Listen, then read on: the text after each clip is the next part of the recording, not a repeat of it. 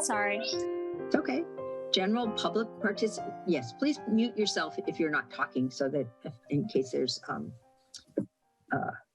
we start with a roll call, please? Yes, Director Dye. Here. Director Marsh. Here. Director Clark. Matthew on. He's here, he's waving. Okay. Director Sukamel. Here. And Director Seaton. Here. Okay, everyone's here. I'm the General Manager, Chuck Duffy. We've got Bill Parkin, our legal counsel, on the phone. As I'm sure many of you have heard, Delia, our Assistant General Manager, has actually been out sick for 3 weeks. So I apologize to anyone on the Zoom call here if you didn't get your agenda in a timely manner. We did our best. So. Okay. Our first item is general public participation. This is for items that are not on the agenda. Would anyone like to speak for that? I see, do you all know how to raise your hand? You go down to the bottom and go to reactions and there's raise hand there. And if you do that, it jumps to the top and I will see it. So I'm not seeing any hands raised for general public participation. So we will move on to the resolution proclaiming a local emergency persists so that we can continue to have Zoom meetings. We will be discussing in the future hybrid meetings and how we are going to cope when this totally Zoom meetings are no longer the only way to have a meeting. But tonight we are going to continue and we need to approve this resolution. Can I have a motion to approve the resolution proclaiming a local emergency? So moved. Second. Okay. Any further discussion by the board? Any comments? All right. All those, could we have a roll call, please? Director Dye. Yes. Director Sukamel. Yes. Director Seaton. Yes. Director Clark. Aye. And Director Marsh. Aye. All right, motion passes 5-0. Right. Moving on. Our first item is the El Granada Elementary School request for a sponsorship for their fun run. We have a member of the public who would like to speak on this. We have the PTA president who is here. Brianna, could you just say a couple words about what we would be supporting here? Yes, but thank you for coming. Yeah, thank you for having me. My name is Brianna. I am the current PTO president at El Granada Elementary. We are putting on our annual fund run next month, and we raise money to bridge the gap between what our school district can provide and what will help our students be successful in their education.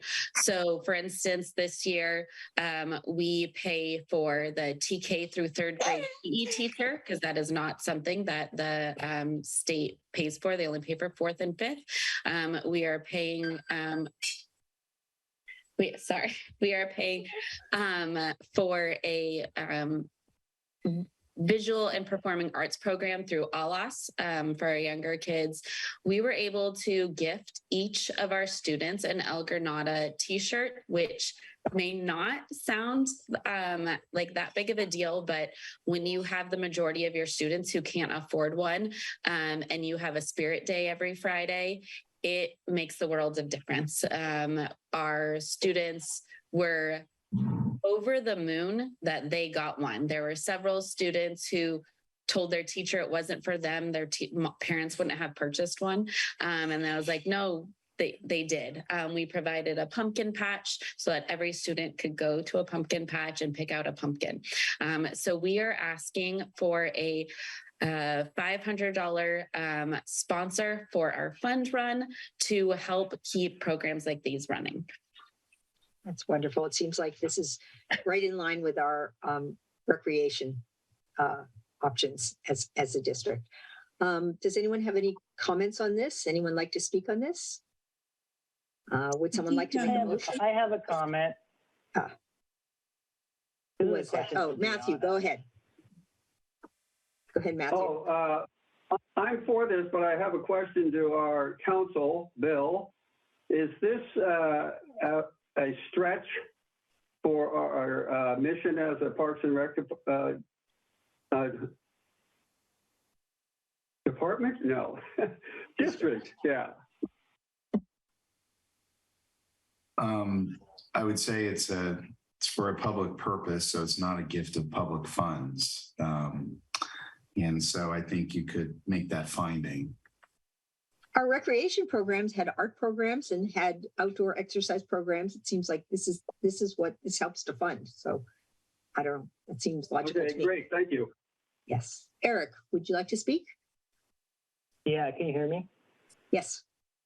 Okay. I'm fully supportive of this. I will just point out that not everybody in our district goes to El Granada Elementary School. And I think we should be thinking about whether we should be providing something similar to Fairlawn View in consideration of the people in Clipper Ridge who are part of Fairlawn View Elementary School, but part of the GCSD sewer district. Okay. Thank you. All right. Any for Nancy to speak? I actually would support the point Eric just made. If there is a similar and similar costing that's happening at Fairlawn View, I would equally support that because I think it's an important point. I think from the background material that there would be signage which would have GCSD's logo, and we have been looking for ways to inform the public that we actually are here and do recreation. So I thought that was another benefit of doing this. We would have that kind of publicity as well. But I think it's great. It's in line with what we did with Coastside Land Trust for the outdoor education program for gardening as well. Okay. Any further comments? Would someone like to make a motion? So I move to approve this request. All right. Do I have a second? Who seconded? David Seaton. David. All right. Any further discussion? Can we have a roll call, please? Director Dye, Aye. Director Marsh, Aye. Director Clark, Aye. Director Sukamel, Yes. and Director Seaton. Aye. Motion passes 5-0. All right. Thank you Brianna, so for much. coming. Yes. All right. Moving on, we will have a report on the proposed community center. I'm going to change the agenda order a little bit and ask Nancy Marsh to report first on her research into the feasibility of including preschool or licensed daycare facilities within the area that the proposed community center area. Okay, thanks, Barbara. I did want to Hand it over to Nancy. Thank you. I wanted to address this before we have Dawn review because you'll see, I'll tell you right up front that you won't see on that proposed design, and this is our first draft we're taking into cost estimates, a room for a preschool, and I want to explain why before we get into that presentation. We agreed actually from the first meetings where we decided to buy the property for the purpose of creating a community center, particularly from requests from Director Dine and Director Seaton to investigate whether we could include a small preschool within that space. It needs to be clear it's not either a preschool or a community center. We invested significant public property tax funds for the purpose of creating a community center. We need to do that, but we certainly didn't rule out creating preschool space. So the steps that we went through were to first really understand the requirements. And these space requirements, I think when you look at the drawings, need to be kept in mind. The concept, first of all, is not simply a preschool, it's a preschool with licensed all-day care. So the licensing requirements for space are pretty strict. They require 35 square feet per child of indoor space, a children's bathroom, 75 square feet of outdoor space. So when you look at a drawing, the outdoor space has to be about twice as big, a little bit more than twice as big as the indoor space. And those spaces have to be secure, really, for obvious reasons for protecting the kids. So the indoor space has to have its own entrance. It can't share hallways and so on with the general public space that the rest of the community center would have. The playground, the outdoor space, has to be adjacent and secure. The park that will be immediately next to the community center does not count as that space. It has to be adjacent to the preschool room. It has to be secured through the day. And during the times the preschool is in operation, it has to be limited to use just by the preschool. So significant amount of space. Picasso preschool right now is a 3-room preschool. And with the required outdoor space, it takes up pretty much the whole property that's available. It's just a 3/4 acre property. So armed with that information, I also wanted to see community centers that have included preschool. We have looked at, there's one more we have to see, about 7 community centers. 2 have preschools, actually just one, Highland Center. One of the people who wrote in with concerns about the preschool suggested we take a look at Highlands. And so I did go out and visit Highlands. The Highlands preschool is a 3-room preschool about the same size as Picasso, with its segregated, dedicated playground separate from the recreation center playground. I think the difference there is that Highlands is a 3.5 acre site. And on one part of the site is the recreation center and their amenities. And in a totally separate part of the site is the preschool. So it meets all the security requirements and it is about the size of Picasso. I did find one community center that has a 1-room preschool that would probably be a better model for what we're talking about. And that was Los Altos, which has a brand new community center that just opened about a year ago.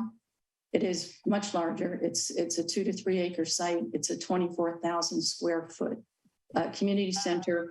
But at one end of that, they do have a room and a playground that look like it meet all of those specifications. It's about a 600 square foot room. Across the sidewalk is about a 1,200 square foot playground area. It appears to meet all the licensing requirements for care, but it doesn't actually use it that way. It's only using it for preschool 3 hours a day, 5 days a week. So although I think it was a good benchmark for what a 1-room preschool would look like. It takes 15 children. So having visited those, there were 4 other preschools, not preschools, community centers that we've been to. All of them have programs for small children before school age. Pacifica, before their civic center moved into their recreation center, has 2 rooms they call preschool rooms, but that was a co-op program with parents, a 3-hour program where parents stayed on site. So they did not have a licensed, none of them had what Picasso has with all day care. We also, of course, looked at, for the minimum functional community center, what do we need? And benchmarked with Half Moon Bay and Pacifica on what are the most useful parts of their centers that get the most community use and give them the most flexibility. We also did have our survey input to that. I think our surveys are a little bit misunderstood. They were in 2015 for the purpose as a new recreation center to say, what do people want from a new Parks and Recreation district? And we had a favorable response on a community center. In 2019, the survey had a list of the types of spaces you typically find in a community center. Preschool was not on the list. This was a 1.5 years before Picasso preschool came on the market. And as I've learned, preschool isn't one of those typical things. Nevertheless, that didn't keep us from looking at a preschool. It just informed us about what we need in a community center.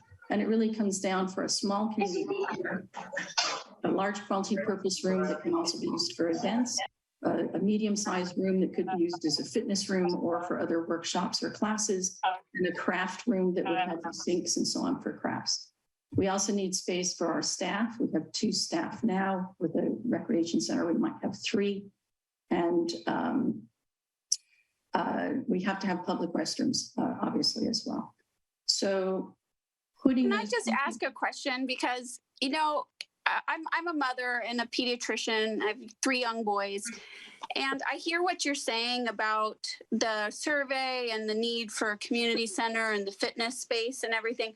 But I think what you're asking is actually a much different question when the survey went out in 2019. Okay, we're not going to take So- questions right now. We're going to take questions at the end of. one point. I just want to say one point is that what you're actually doing is replacing a Picasso, the preschool site, with a community center.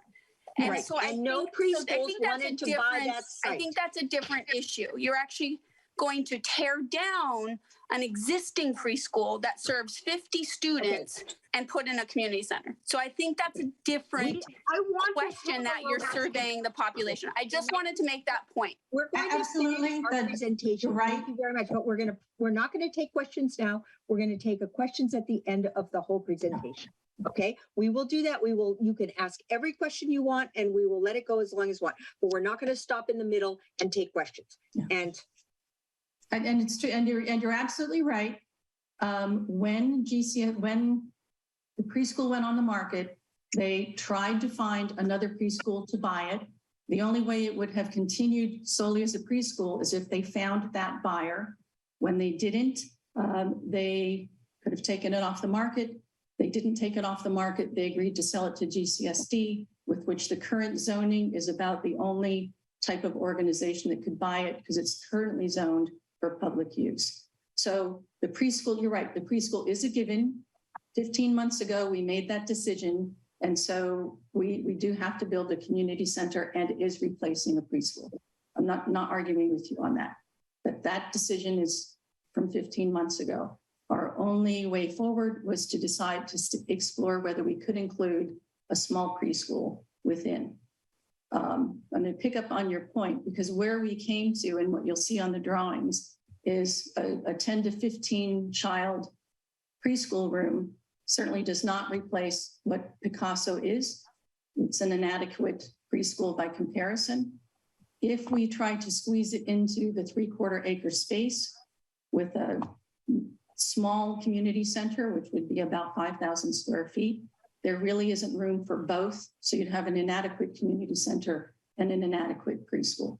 So our recommendation is that we don't try to do that, that we go with the community center and we continue to work with the community more broadly on trying to find a different solution for Picasso. We are not doing nothing for the Picasso. We have 3 years of lease to help with transition. All of the furnishings and playground equipment that came with the building, we're happy to give to Picasso to take to a new location. And just last night, I had somebody tell me about a potential location that could work. And Candace, as soon as I get in touch with the important person and get more details on it, I'll share that with you. But Director Dye has proposed having a special meeting next month where we really go through all this in detail and make sure we bring together all of the important stakeholders, the county, the school district, the other preschool providers, and our new supervisor-elect, who will be known at that time, and just bring the community together to help brainstorm that. But our conclusion is we can't do both effectively. And so what you will see from Dawn's presentation, and I just wanted to set that up for her, is a community center. Right. And So again, I just have a and we question. will How have much- discussion. No, No, I have a question. How much? we will have discussion after the second part of the presentation because we want to show you the work that's been done for the community center. We cannot keep the building as a preschool. We cannot spend millions of dollars of taxpayer money to run a business for a private entity. We just can't do it. It's not part When of our I remit. first joined these meetings, Hey. you said that you could rent out the space for any business purpose. We never said that. That's not, well, if we said it, it was Not okay. forever. And so we are not going to have the discussion now. We want you to have the discussion, but I want you also to see the presentation from our consultants, which is the agenda item for tonight.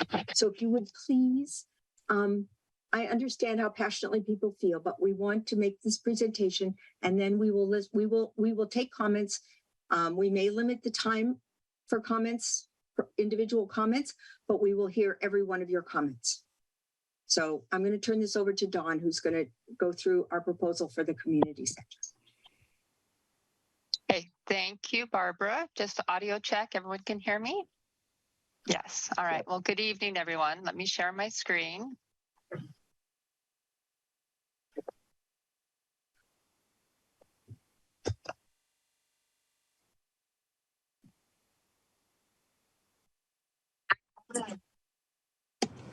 Oh, you want to see something?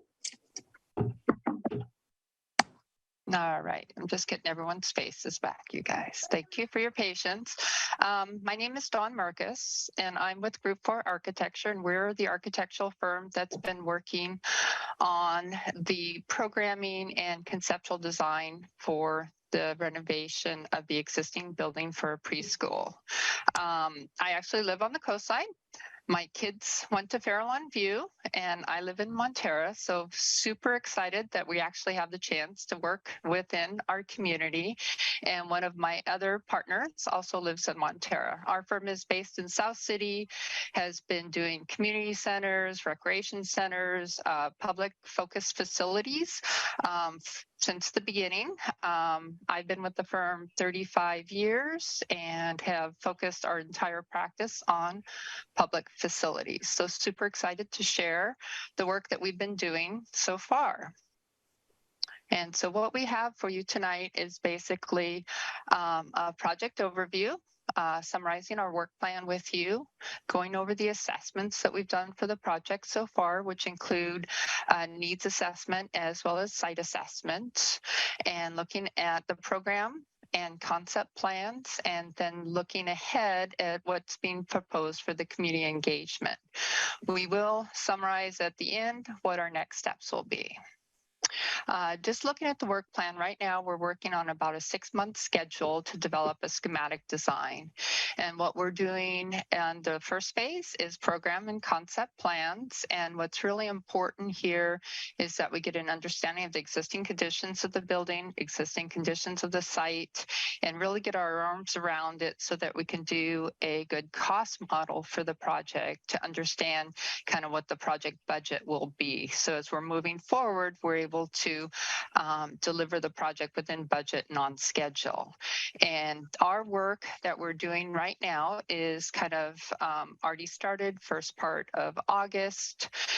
We've had project management team meetings. We've had technical meeting with the county planning department.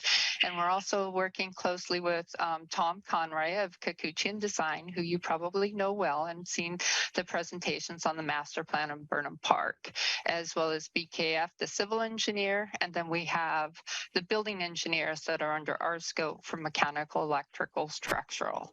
Another one of the assessments that's just being completed right now is the geotechnical report for the site, is where we go in and we test the soils to determine bearing capacity and determine what is the right profiles for the parking as well as any new building addition.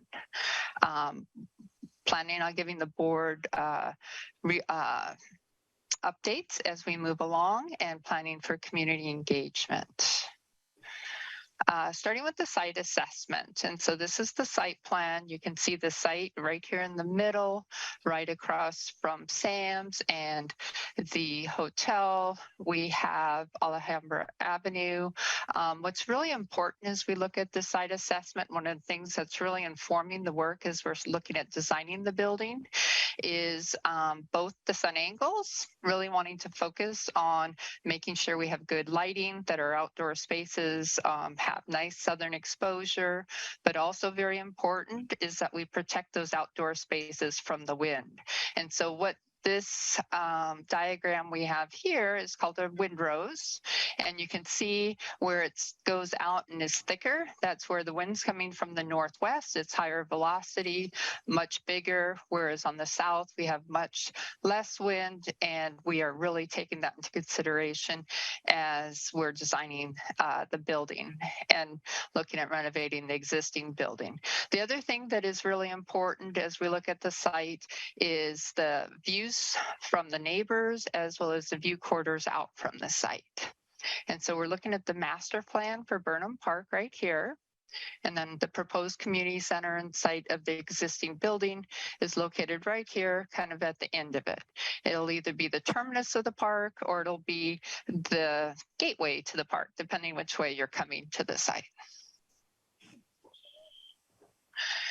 Looking at the zoning analysis for the site, one of the things that is important is that we meet the current zoning requirements. It's El Granada Gateway District is how it's zoned, and it's intended for low intensity development on the Burnham Strip, really to preserve the open space, the views, and the view corridors to the lovely coast. For the parcel information, the minimum parcel acre size is actually 3.5 acres. Maximum building height is 16 feet. So really respecting those views from the neighbors to the east. And then maximum parcel coverage is 10%. Community center. And then as we're looking at yard setbacks, we have 50 feet on the front yard and then 20 feet on the side and rear yards. The program that we are presenting tonight is really trying to provide a multi-generational community center that supports a whole different list of activities for everybody, including a lobby reception area, about 300 square feet, a community room with storage, about 2,000 square feet, a catering pantry with storage, 300 square feet, then a fitness room, all with storage, of course, 850 square feet. And then what we call the craft and club room, which is really the arts and crafts room. It's a room that has resilient finishes on it, so it's easy to clean with sink and storage.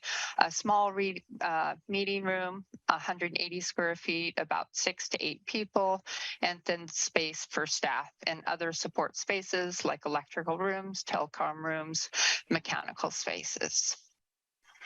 So as we're looking at the lobby and reception area, one of the things I think Barbara indicated earlier in the discussion tonight was, really having a space for potentially a display for historical information on El Granada, a place to support the operations of the district in terms of the staff space and having people be able to come in, as well as supporting just the circulation into the building.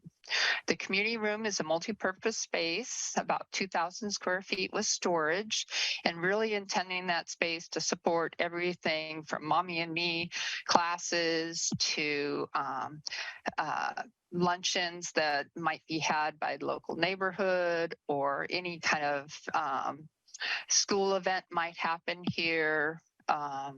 It can also double as a larger activity room for programming, and we're looking at making sure that it's expandable out into the outdoor space. The image on the top left is the meeting space, large community hall at Mitchell Park, and you can see how the glass wall just opens up and you can expand right out into the courtyard. So really wanting to take advantage of adjacent outdoor spaces to expand the programmability of our indoor spaces. As we're looking at the catering pantry, really yet to define exactly what this is. Definitely have to have health department approval. So it will have to be all commercial grade, but is it a full kitchen? Really yet to be determined, or is it just supporting catering events? One of the things I know that can be used on the coast side is a commercial kitchen to help support fundraising events for the schools and things, because when you're doing bake sales and things like that, having it prepared in a licensed kitchen is important. So we look at the next slide, the small meeting room, just a meeting room for neighborhood groups. It could be a smaller meeting room for club group meetings to support the office function as well, available for community use. And then the craft room, examples of craft rooms. Again, making sure we have enough storage so it can be flexible use. One of the things we've done in other buildings is provide even different size of tables and chairs. And so if there is a program for younger children, that we have adequate furniture for them, as well if you're doing something for the seniors as well. And again, all of these spaces, as we're looking at the programming spaces, we're really wanting to take advantage of a real nice temperate climate here and be able to expand these spaces by going to the outside. We do have a fitness room, and we're calling it a fitness room. And it's really just because of the appropriate flooring for doing different types of exercise, everything from yoga to boot camp classes, dance classes, or it can also be used just as another activity room as well. The other thing that is included in our scope of work is a restroom for the park. And as we're looking at the restroom that's going to be located in the park, we're looking at a modular restroom facility.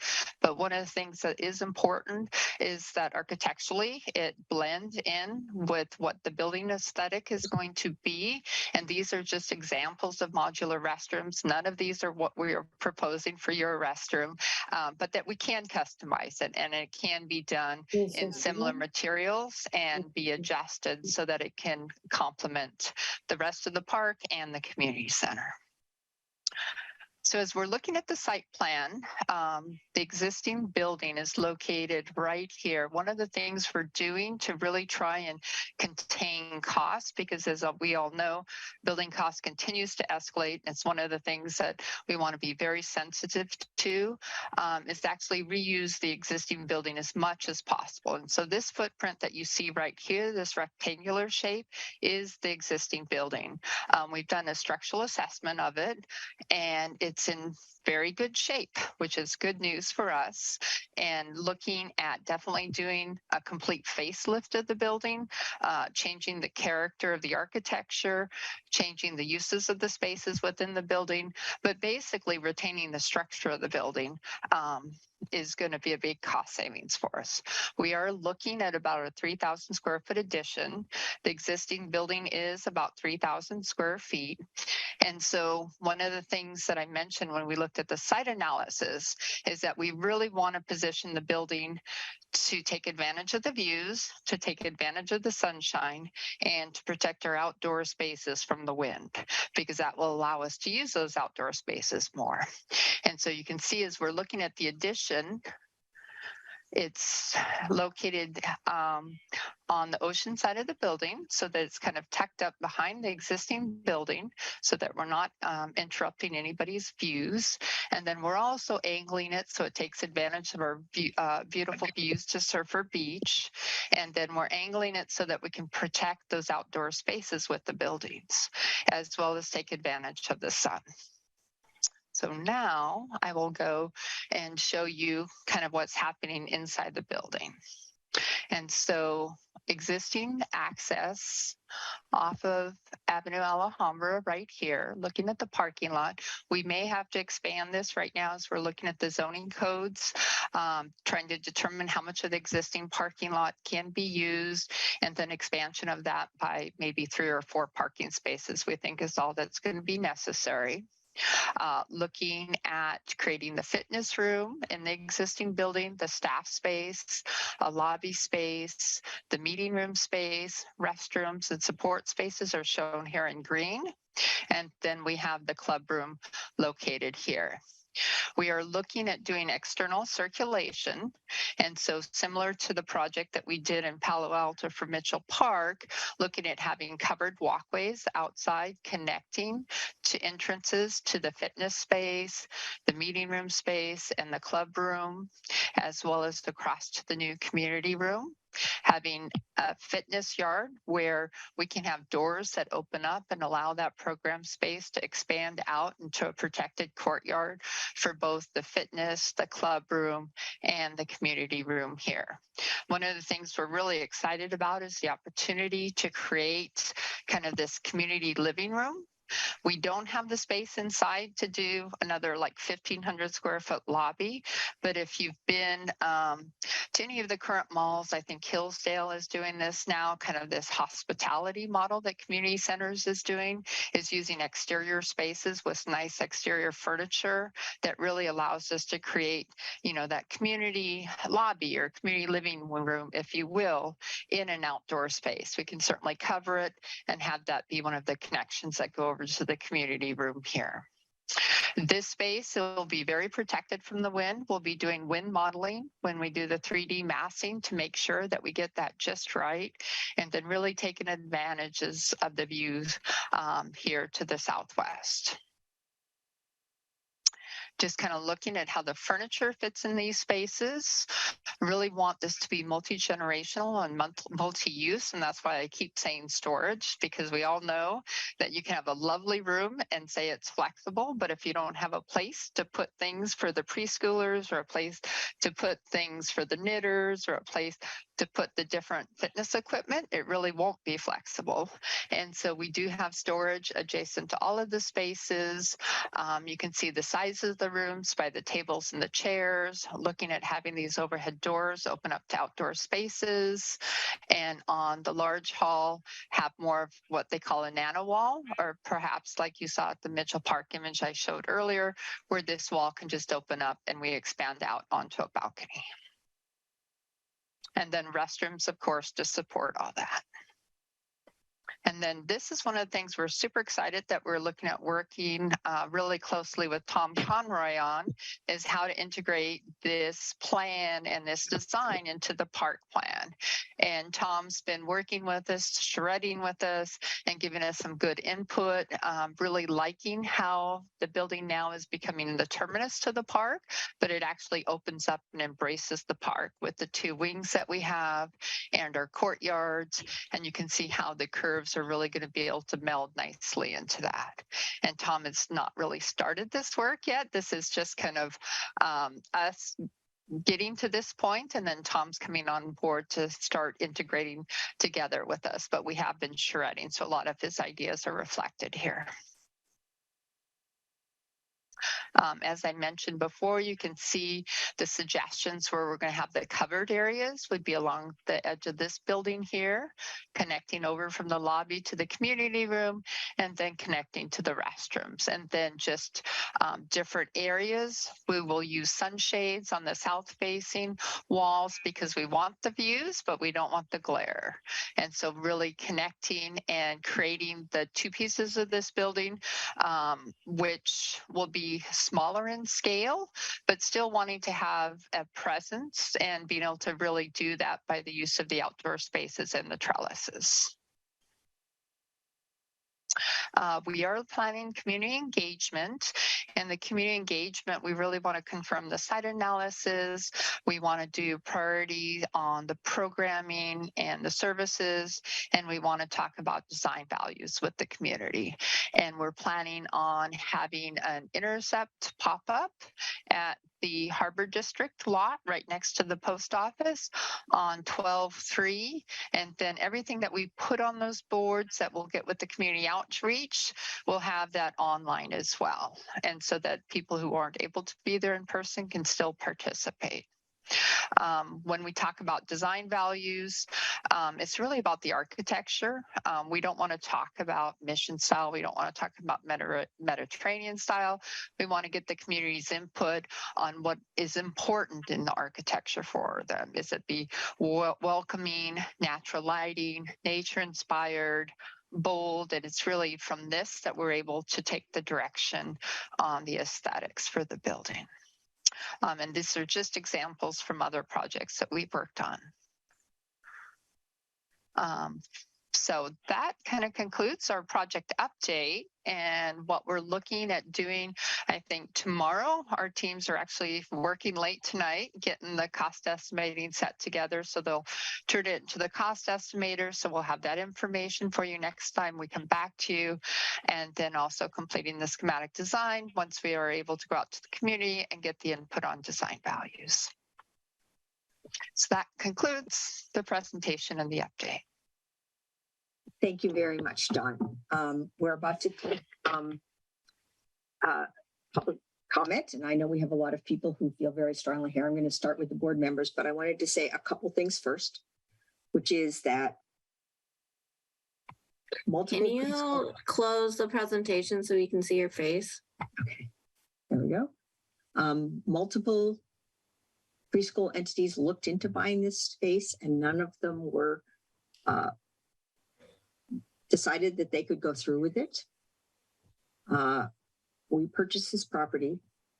The current preschool facility pretty much takes up the whole property.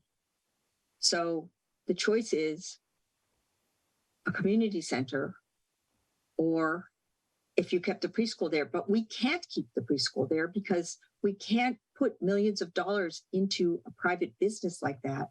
And it's not within our responsibilities as a community services district. We're Parks and Recreation. We're not providing preschool. We want to work with you. We are happy to have a separate meeting where we really go through the details of this with all of you at a time that's more convenient. I know someone said that this wasn't a great time. This is our legal time for legal meetings. We want to make this work for the community. And I know you're all unhappy, and I know it doesn't matter to you, but I'm really sorry that this is happening in the way it is. So now I would like to let people speak as long as they want. I think I am going to try to stop it. Normally people give it 3 minutes. I think I'm going to try to make it 5 minutes because I want to make sure that you all have time to speak. Let's start with board members. And I know Eric's had his hand up for a long time.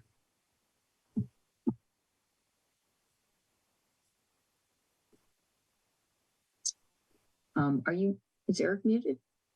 We can't hear you, Eric. I don't know why. He doesn't show being muted.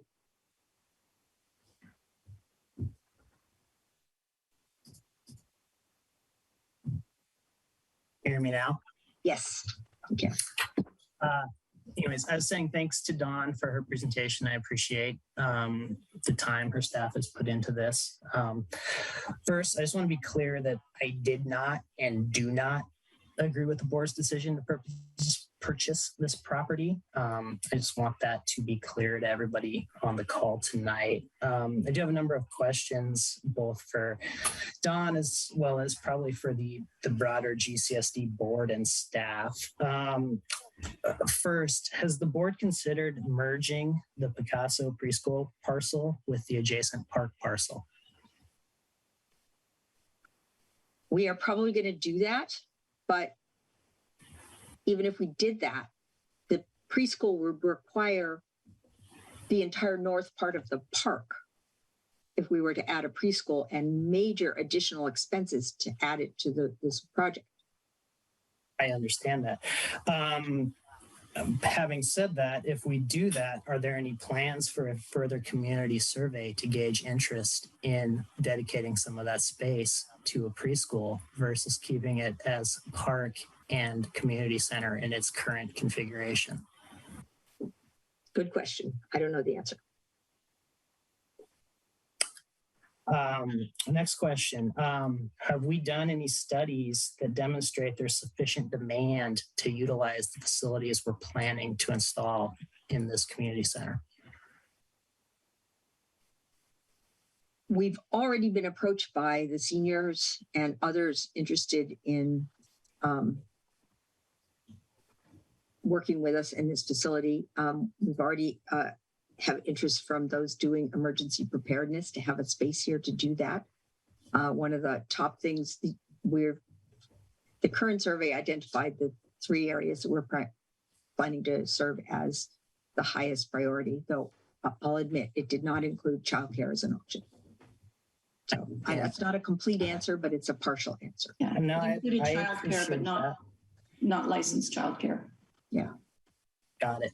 Are there plans to do a use analysis so we can understand how much the space will be used relative to its current use? I don't know what that means. Well, And I can't really answer.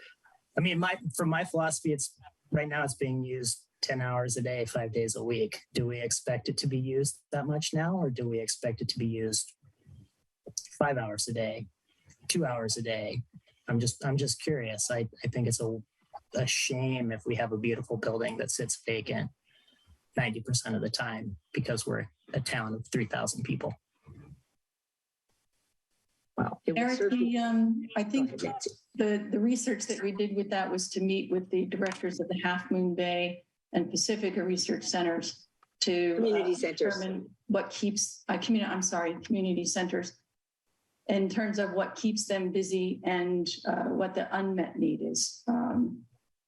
And so parts of community centers are empty at various parts of day. And so I'll have to think about how we would do a use study other than benchmarking other community centers. Okay, and I do note, I appreciate that approach. I do note that Half Moon Bay is somewhat bigger than us and Pacifica is significantly larger than El Granada. Half Moon Bay's center is about 4,000 square feet. Pacifica's is about 15,000 square feet. Right. And I mean, Half Moon Bay's is serving probably 18,000 people at the moment, I would guess. I think we'll probably pull some of that off for people who could go to programs here rather than going south. And we'll probably pull Montera and Moss Beach as well. We may need to seek county funding and grant.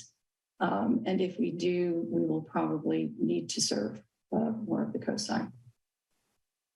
Well, I think it would be open to the whole coastside, including, Moss Beach and Montera and so forth. Wouldn't be restricted just to El Granada. Last question, and this maybe is more for Don. So just to make sure I understand. So this is the proposed outreach. My take is is this more aesthetics at this point? It's aesthetics and then program confirmation and prioritization based on the framework that's been established. Just different flooring, like if people are more interested in fitness, there's a different type of flooring we might use in the community hall, the larger space, to accommodate that. If more art programming is interested, just making sure we have sinks, potentially other support for different crafts. If makerspace or STEAM focused things are of interest. I know in Burlingame, we just have more like a tech lab. And so those are ways that we can customize the infrastructure of the building to support multiple different kind of programming. And that's what we would ask as well. Okay, I understand. Thank you. So and this is more, I want to hear the answer to this, I think, for the people on the call who are not me. For people who are unhappy with the direction of the proposed use for the site, what is the best mechanism for them to provide feedback on their preferred use? Well, we'd like to have a special meeting. We've been told that this is a bad time for parents to have a meeting. This is when our official meeting is.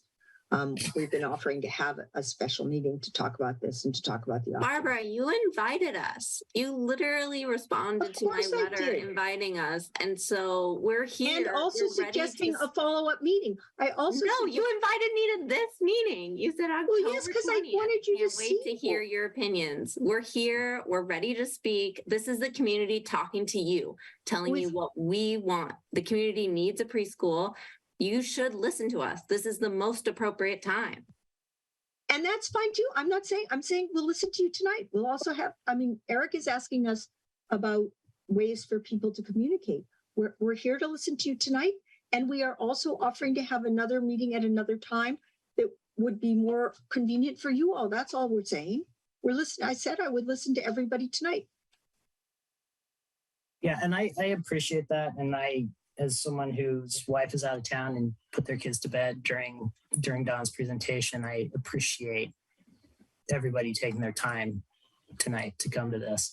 My fear is that we are past the point of taking meaningful consideration from the public, and I would hate for that to be the case. Thank you, Eric. And with that, I'll stop because I know I've been monopolizing the discussion. Thank you. Are other board members who want to speak now? All right, then I think. Yeah, my comment is I did not vote for purchasing the building. I was critical of GCSD becoming a community services district to begin with because I saw it as empire building. I see this as the fruition of that, what I saw all along in terms of a big, beautiful building that is all about GCSD and not really what the community needs are. I mean, my biggest issue is that presentation was so creative with all these possibilities and limitless, possibilities, outdoor, indoor. But yet when it comes to the preschool, the only creativity is in shutting it down.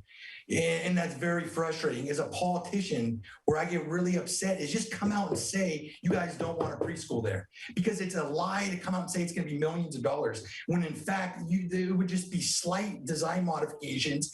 And we could be using a building that otherwise, and this is going to be the truth once it breaks ground, that building is going to be almost completely empty during the hours of 8 in the morning until 4. You might have one or two of the same people every day coming by, and then it might get busy around 5, 6, 7 later on at night, when instead we could be designing a dual use facility, which I think everyone should be looking at these days, where we could be renting it out to a tenant that's targeting our target market, and those kids go to our after school programs. It's like the perfect fit. And the fact that we're not using any creativity and really sitting down and saying, before we throw this off the table and before we only use creativity and trying to shut this down, we actually put our heads together and see if it could feasibly be done, and that still hasn't been done. And to me, it's incredibly frustrating when you guys come out and pretend like there's nothing we can do. It's impossible. And just say you don't want to do it. You could come out and say we're against it, we don't want to do it, but to come out and not even use good faith to actually put our heads together, sit down and see if something can be done, to me is incredibly frustrating, because I think it's the perfect fit, not just because our community needs a preschool more than anything else. You guys' kids are obviously old enough where you're not thinking about that target demographic, but people with young kids in Granada, this is life and death. I mean, literally, there's nothing more of a need that they're looking at than preschool. And to me, the fact that we're not sympathizing with them in terms of really putting our heads together and saying, wait a second, can we scale down the current version to something that is feasible, that gets used up, the stuff gets locked up after hours, and that space can be used for other people. There's a way that it could be done. I'm not saying it's ideal, but the fact that we're not willing to do it in good faith is incredibly frustrating to me. And I think in the end, it's going to expose GCSD for everything that I've been talking about for years. And I think the community is going to see it. And once this is all said and done, you're going to have this grandiose building, and people are going to be looking at it and sticking their noses up at it, saying, what a shame, what a waste of government taxpayer money, building a grandiose building, but not looking at the true inherent needs of our community before embarking on that journey. And to me, that is so frustrating. That's why I'm not running again, because the experience of government waste has driven me to a darkness that is beyond, what you can even imagine. And the fact that the other board members can't act in good faith and either come out and say, I'm against it, that's just my opinion, or come out and really try to find a compromise that is frustrating to me. And I hope that you guys that are listening to what members of our community are saying, and that at the very least, we can embark on that journey and have a good faith discussion rather than just be creative in shutting this down. All right, thank you, David. I mean, maybe we should just put it back on the market and not have a community center. Is that what everyone would like? I know, I see what people nodding. I mean, I saw Jane Praysilver's post on Nextdoor. I mean, the vacant lot next to the liquor store is for sale. It's smaller, but it certainly could be a community center. It's about a quarter of the size. It's only 7,500 square feet. That's all right. All right, well, we're a small town. We hear you. Let's take the rest of the testimony. Lauren, would you like to speak? You're up next. Hi, yeah, thank you. Yeah, so I'll keep it short. I just want to say that it is doable, and I've been on these calls for 2 years now. If you just Google preschool community center, there's 3 in San Mateo. My daughters both attended them because there are none here in Half Moon Bay. It's a dual purpose community center that's much smaller. They don't have 3.5 acres, 6,000 square feet. And I don't know if San Mateo is breaking the law, but I would walk my daughter past Zumba classes going on during the day and take her to preschool. So I don't know how or what information you got that it has to be a dedicated, sealed off place, especially for the playground. It was open because I would take my other daughter with me and she would play on that playground. I saw other kids playing on that playground, so it's definitely doable. So I just want to say, continue researching. And like, don't go to Los Gatos and look at 22,000 square foot. Like, don't even bother looking at community centers that aren't comparable, because then otherwise, like David said, just say that you don't want to even consider it. Because when you present, like I went to Los Gatos, to me, that's just saying like, I give up, it's not doable. So that's all I wanted to say, but thank you. Nancy, do you want to speak to that? You're muted. I'm just giving Lauren my direct email address in the chat. So no, I went to Los Gatos because it was one of the places that one of our potential architects looked at. But everyone knows Los Gatos is not. I know it's big and it's a big city. Yeah. So San Mateo, literally right over the hill. It's right over the hill, San Mateo. I know somebody who did send an email in pointed me at Highlands, which is why I went there. Yeah, so I tried to. I mean, I'm not going to say how many emails, and I'm sending you my email now, but I will go look because I have actually gone to look and tried to be creative with them and done some homework. The specifications that I got came partly from communications I had with Candace. Sorry for misspelling your name, Candace, and partly with the communications I had with the exec director of Coastside Children's Programs. So, yeah, so like having a licensed daycare or preschool is very different than a community center with a dedicated preschool. So obviously, yes, the licensing requirements for operating a full-time preschool, which I think that ship has sailed, and I think we're going along this ride. But what we're asking as a community is that if you're using community funds, like why don't you also investigate dedicating a space? Yes, it's going to be smaller. We understand that it's not going to be, we're not asking you to like run a private preschool. We're asking you to incorporate a preschool into your designs that can be used by the community, because I guarantee that yes, the facility is probably going to be vacant for most of the day. But if you have a dedicated space for a community that can operate during the day, many people will benefit from that. And so you have I do want to hear the other places that you have at Pacifica. I talked yesterday actually to their Parks and Rec director where they had 2 preschool rooms, but parents had to be there. And she said the reason they had that is because they weren't licensed. So we'll investigate further.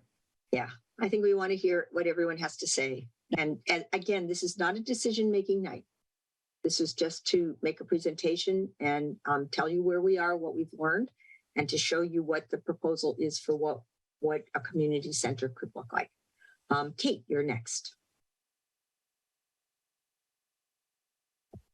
Hi, my name is Kate Broderick, she, her. I'm a mother of 2 young kids, and my son Pascal attends Picasso Preschool. I'm a member of Coastside Families Taking Action. CFTA is devoted to making San Mateo Coast a welcoming, supportive, active, and empowering place for children and their families. And on behalf of CFTA, myself and Lauren wrote a letter to the board explaining how much the community actually needs a preschool and how important a preschool is for our community and how desperate it's getting at this point. I think for every 80 kids under 5 years old, or for 1,000 kids in the coastside, they're trying to get into 80 spots that are available at licensed facilities. So as soon as you're pregnant, you better get on a wait list. That's how desperate it is. And I'm so glad to hear Barbara and the rest of the board had an easier time with your kids when you had them a long time ago, but it's really difficult for families now. And no, you got a chance to speak a lot. It is my turn. Okay. It is really, really important. If you want this community to thrive, you have to have a welcoming place for young families. It'll affect your economy. It'll affect the way that this community looks. It'll become less diverse. It'll just become old, rich, white people. Okay. It's really important that you continue to offer services for young families. And the choice is not a community center or a preschool. It can be dual use. You simply don't want to be creative, like David says, and open your mind to and work with the community who's telling you what we need. You try to justify your decision of making the space a community center because you rely on a survey that never disclosed that you were going to shut down Picasso, and you never listed preschool as an option on a multiple choice survey. You never gave the community a chance to tell you what it needed. And you haven't performed any use studies. You haven't done any additional research. And if you did more community outreach, it undoubtedly would show you that the community wants and needs a preschool, because we definitely do. And in your response to our letter, Barbara, you said a preschool operation is not within our scope, and while very valuable to our community, would benefit a limited number of people. Wow, like there's 50 so families that are benefiting from Picasso right now. In like 5 years alone, it'd be 250 families. Is that limited to you? This is a small coastside community. This is a huge impact to us. Please listen to the people who are here tonight telling you that this is what they need. I hope that your heart and your ears are open. Thank you. Lenny.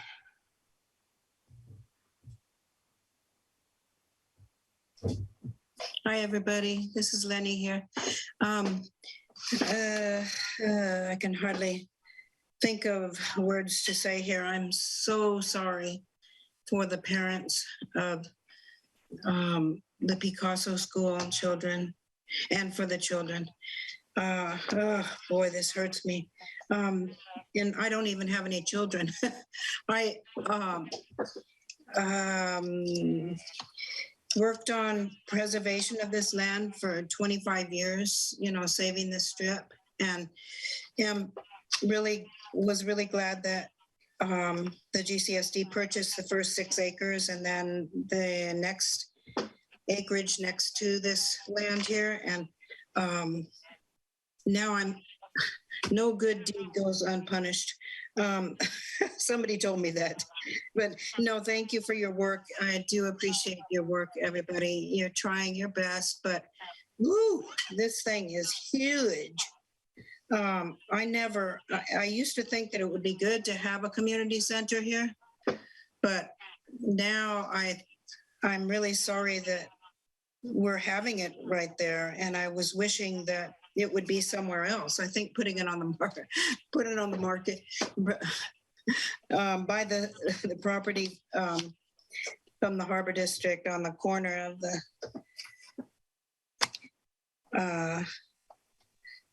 on the corner there in the middle of town.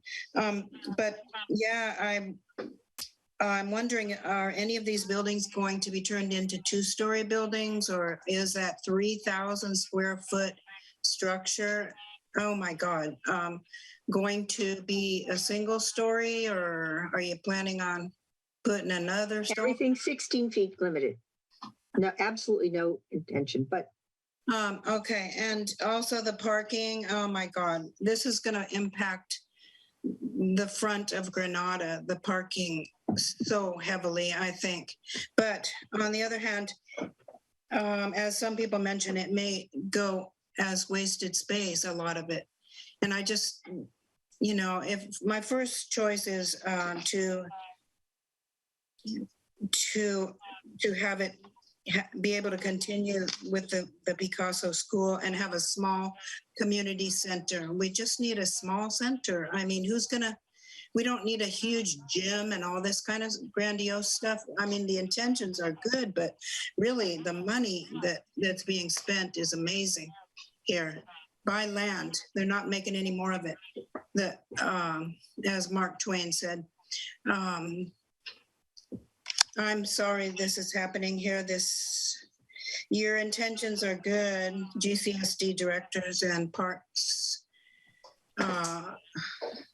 advisory committee people, you're trying hard, but man, it's way, way too big. Can you scale it back or do something, to keep the Picasso school? I know you went into all the numbers and all that, that prohibit it from, but it's just hard for me to believe there can't be the preschool there. I'm so sorry this is happening. All right. Thanks, Lenny. Way too big.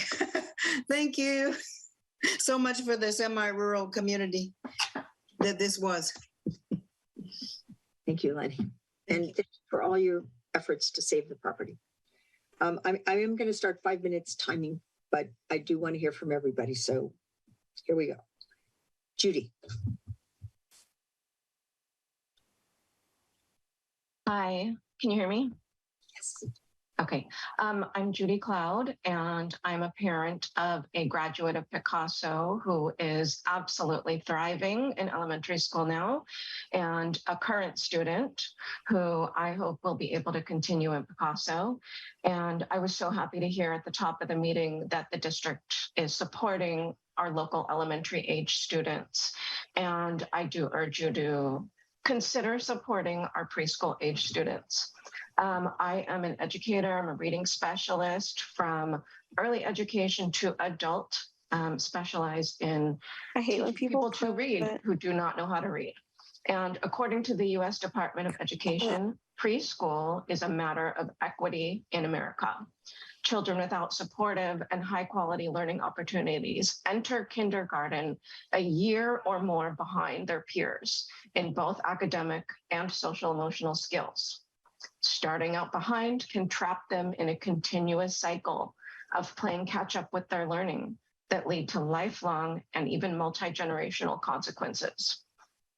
As a community, we must do what we can to expand, not reduce high quality learning to ensure that all children have what they need in order to succeed in life. In failing to provide the only center-based preschool on the coast between downtown and Montara, with classroom space in the community center, you are putting our most vulnerable population, children younger than elementary school age, at grave risk. Preschool is one of the most important investments that can be made in any community. I do believe that you wanted to be on the GCSD in order to serve your community, and in your plans to develop this community center, commit to including classroom space for our youngest population. We have elected you to represent us, so please hear what we're saying. As our elected representatives serving the community, do not marginalize those who are unable to advocate for themselves and their futures. Do the right thing for your youngest community members and allow the classroom space for Picasso Preschool. Thank you. Thank you. We're going to take 2 more and then we're going to move on since this is not a voting night, so forth. So I'm going to go to Bethany now.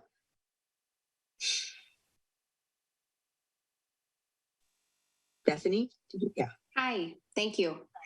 My name is Bethany Berkowitz, and I'm a mother of 2 young children under the age of 6. I and my fellow mothers and parents here on the coast side, have banded together tonight to be here to voice our, very legitimate concerns about losing this early childhood educational space.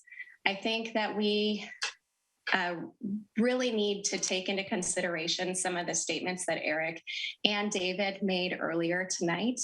I think there is room for flexibility here that hasn't been addressed by the due diligence that Nancy put in when she looked at other preschool models. But having a dedicated full day preschool is not a luxury. It should be a right. And I really think that you guys need to be a little bit more flexible when you're looking at the possibility of adding it in to your plans. Thank you. Thank you. Moving on to Tyler. Hello. I'm a recent addition to El Granada. I've lived in San Francisco for 13 years, and I recently moved down here when my partner and I had a child in El Granada. She's 7 months old. It has been, I'm going to echo a lot of what the other parents have said. We have looked into nanny shares. It's just very difficult to find childcare in Coastside.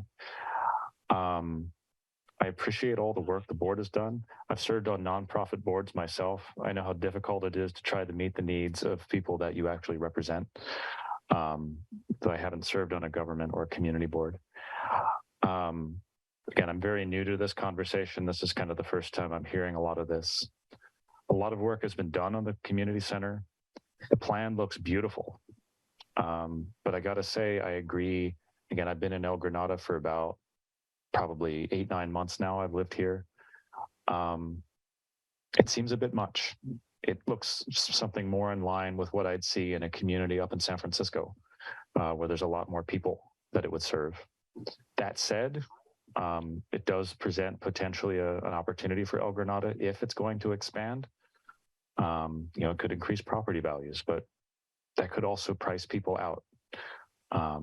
The development down here is pretty limited by property values and access to water. So I kind of doubt if it's going to service.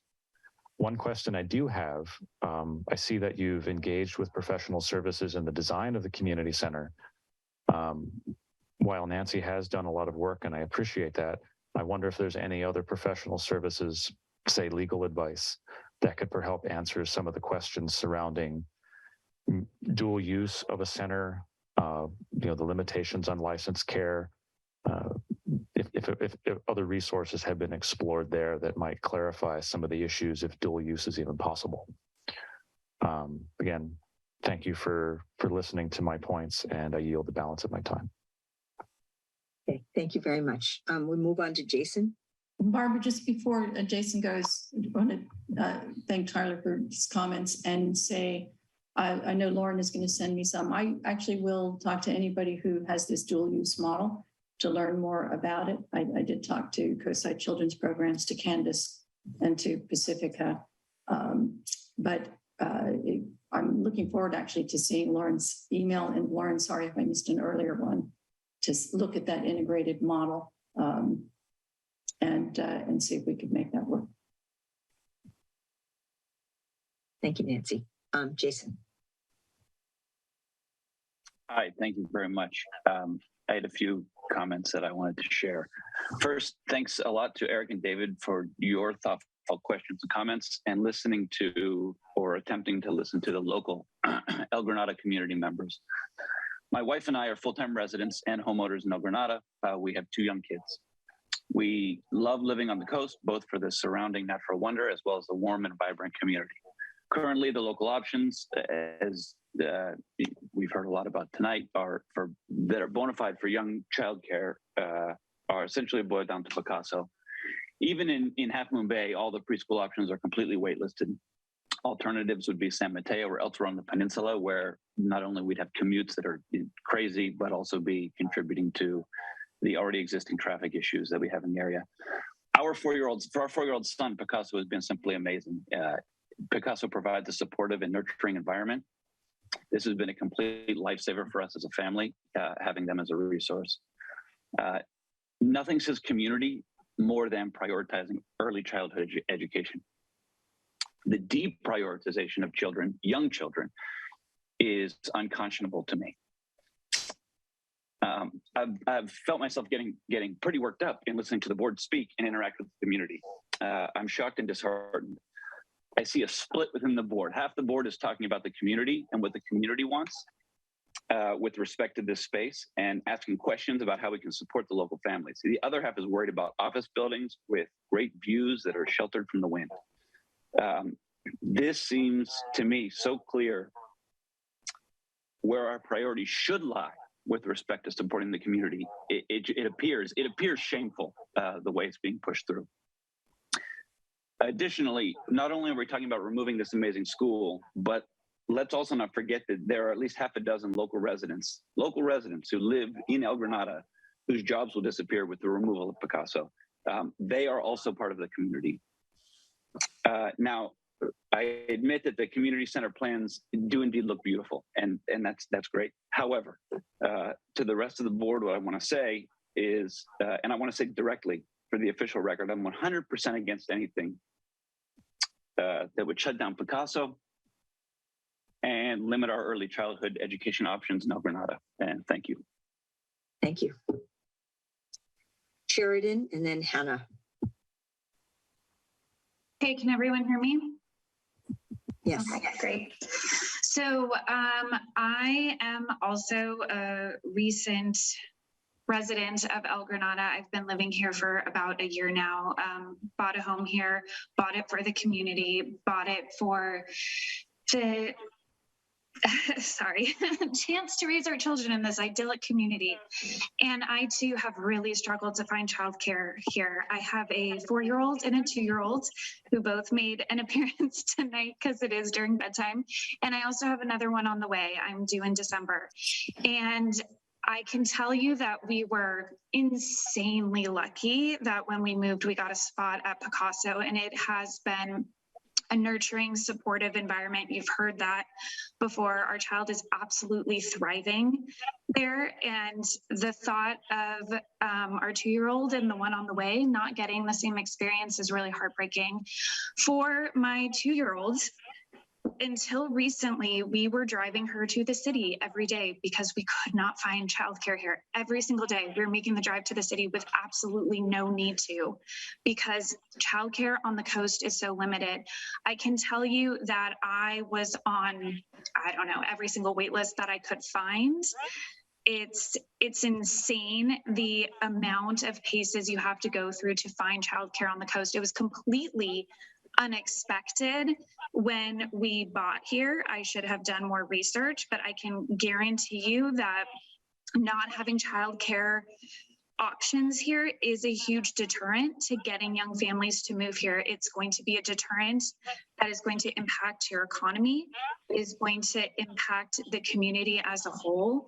And I think there's something to be said for investing in the future of the community and making sure that the people who choose to spend a lot of hard-earned money living here, that they are supported.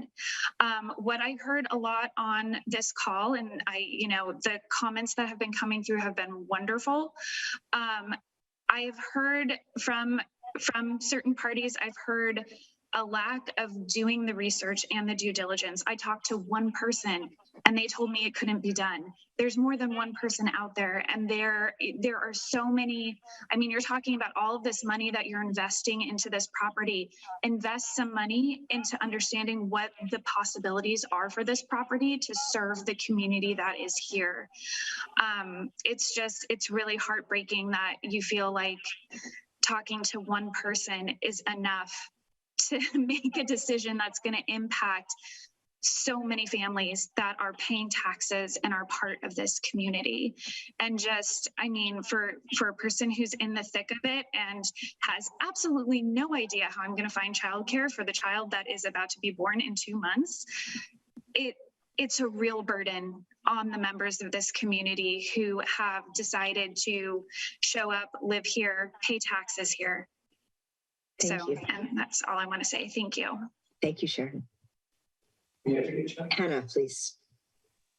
Yeah, I want to echo what Sheridan said, and Judy and other members of the community who have young children. As a mother and as a pediatrician and the mom of a recent Picasso graduate, I can speak for the amazing curriculum, and it's also the only preschool choice north of Half Moon Bay until Pacifica. My frustration with attending these meetings now, it's been ongoing for at least a year and a half, 2 years, is that there's really been a lack of willingness to consider and commit to a hybrid model. the start of the meeting, it was published as an opportunity for community members to speak, for people to give their input into the community center. But then we were told from the get-go that it really wasn't an option, that it wasn't feasible. But I think that if you look at other city models, I think that you could have a small, 1 room or 2 room classroom there. And I absolutely echo the statements about investing in our youngest community members and the future community, not just the people that are existing now. I can tell you all the homes that have sold on my street, they're all young Silicon families moving in. And if there's nowhere for them to send their kids to school, that was really a disadvantage for the coast side. So I think that it's really up to the El Granada Parks and Recs to do the right thing and to do the research, listen to the taxpayers, listen to the people. This is a really important issue that should not be ignored.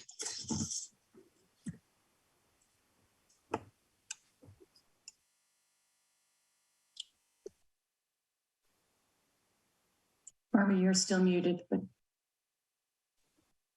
Isla, would you like to speak? Hi, tribe.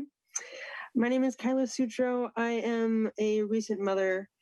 I was born and raised here. My daughter was born in El Granada 6 months ago. Oh, it's all very strange. I went to Los Niños. I've had a great upbringing in this community, and I want to give that to my daughter. Thank you so much, Barbara. And this presentation was beautiful. It looks like a great use of, whatever we do, it's gonna look really good. I just wished it served my personal use. I've been hearing about Picasso before I ever became pregnant. Like, oh my gosh, well, when are we gonna need? We're gonna need something to serve the whole community, everyone, and it's not just people with children. Turns out there's a lot of people with kids, and they're all coming back, and we all need care. It seems like a lot of my friends in their fortune can have au pairs and nanny shares. It is ridiculous what we have to do as parents, well-educated members of the community, what we have to do for our children so that they're safe and cared for. I'm going back and forth to San Francisco twice a day to pick up and receive and then drop off my child in a different nanny or babysitter and go back to the city for schooling or work. It's insane and not sustainable. Thank you for listening to my personal story. It's really hard to live in a community that isn't supportive of me. And I was born and raised here. My whole family's here. They all have children. It's a complete desert of childcare. And we live 3 blocks from this site. It's going to be wonderful. I hope to enjoy it. But I hope to enjoy all of it all the time. I really appreciate the board members and all of your work. I should have written out what I wanted to say, but thank you very much, and I hope you enjoy it. Thank you, Carla. Thank you. Candace.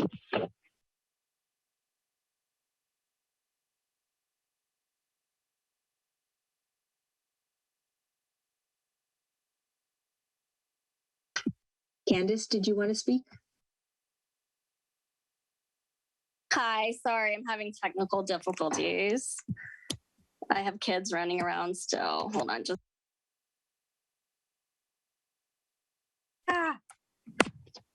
Can you hear me?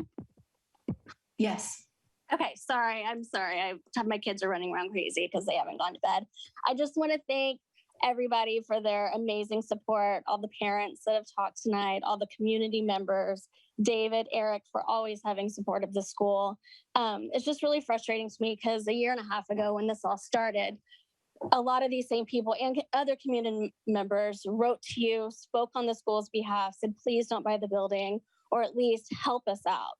I've been researching for the last 2 years another location. There just aren't any. We're asking for not a whole preschool. We're asking for a classroom, a designated space. We're talking 500 to 525 square feet of this beautiful building for the community. The fact that nobody has done any outreach to the community for a community center is just very frustrating.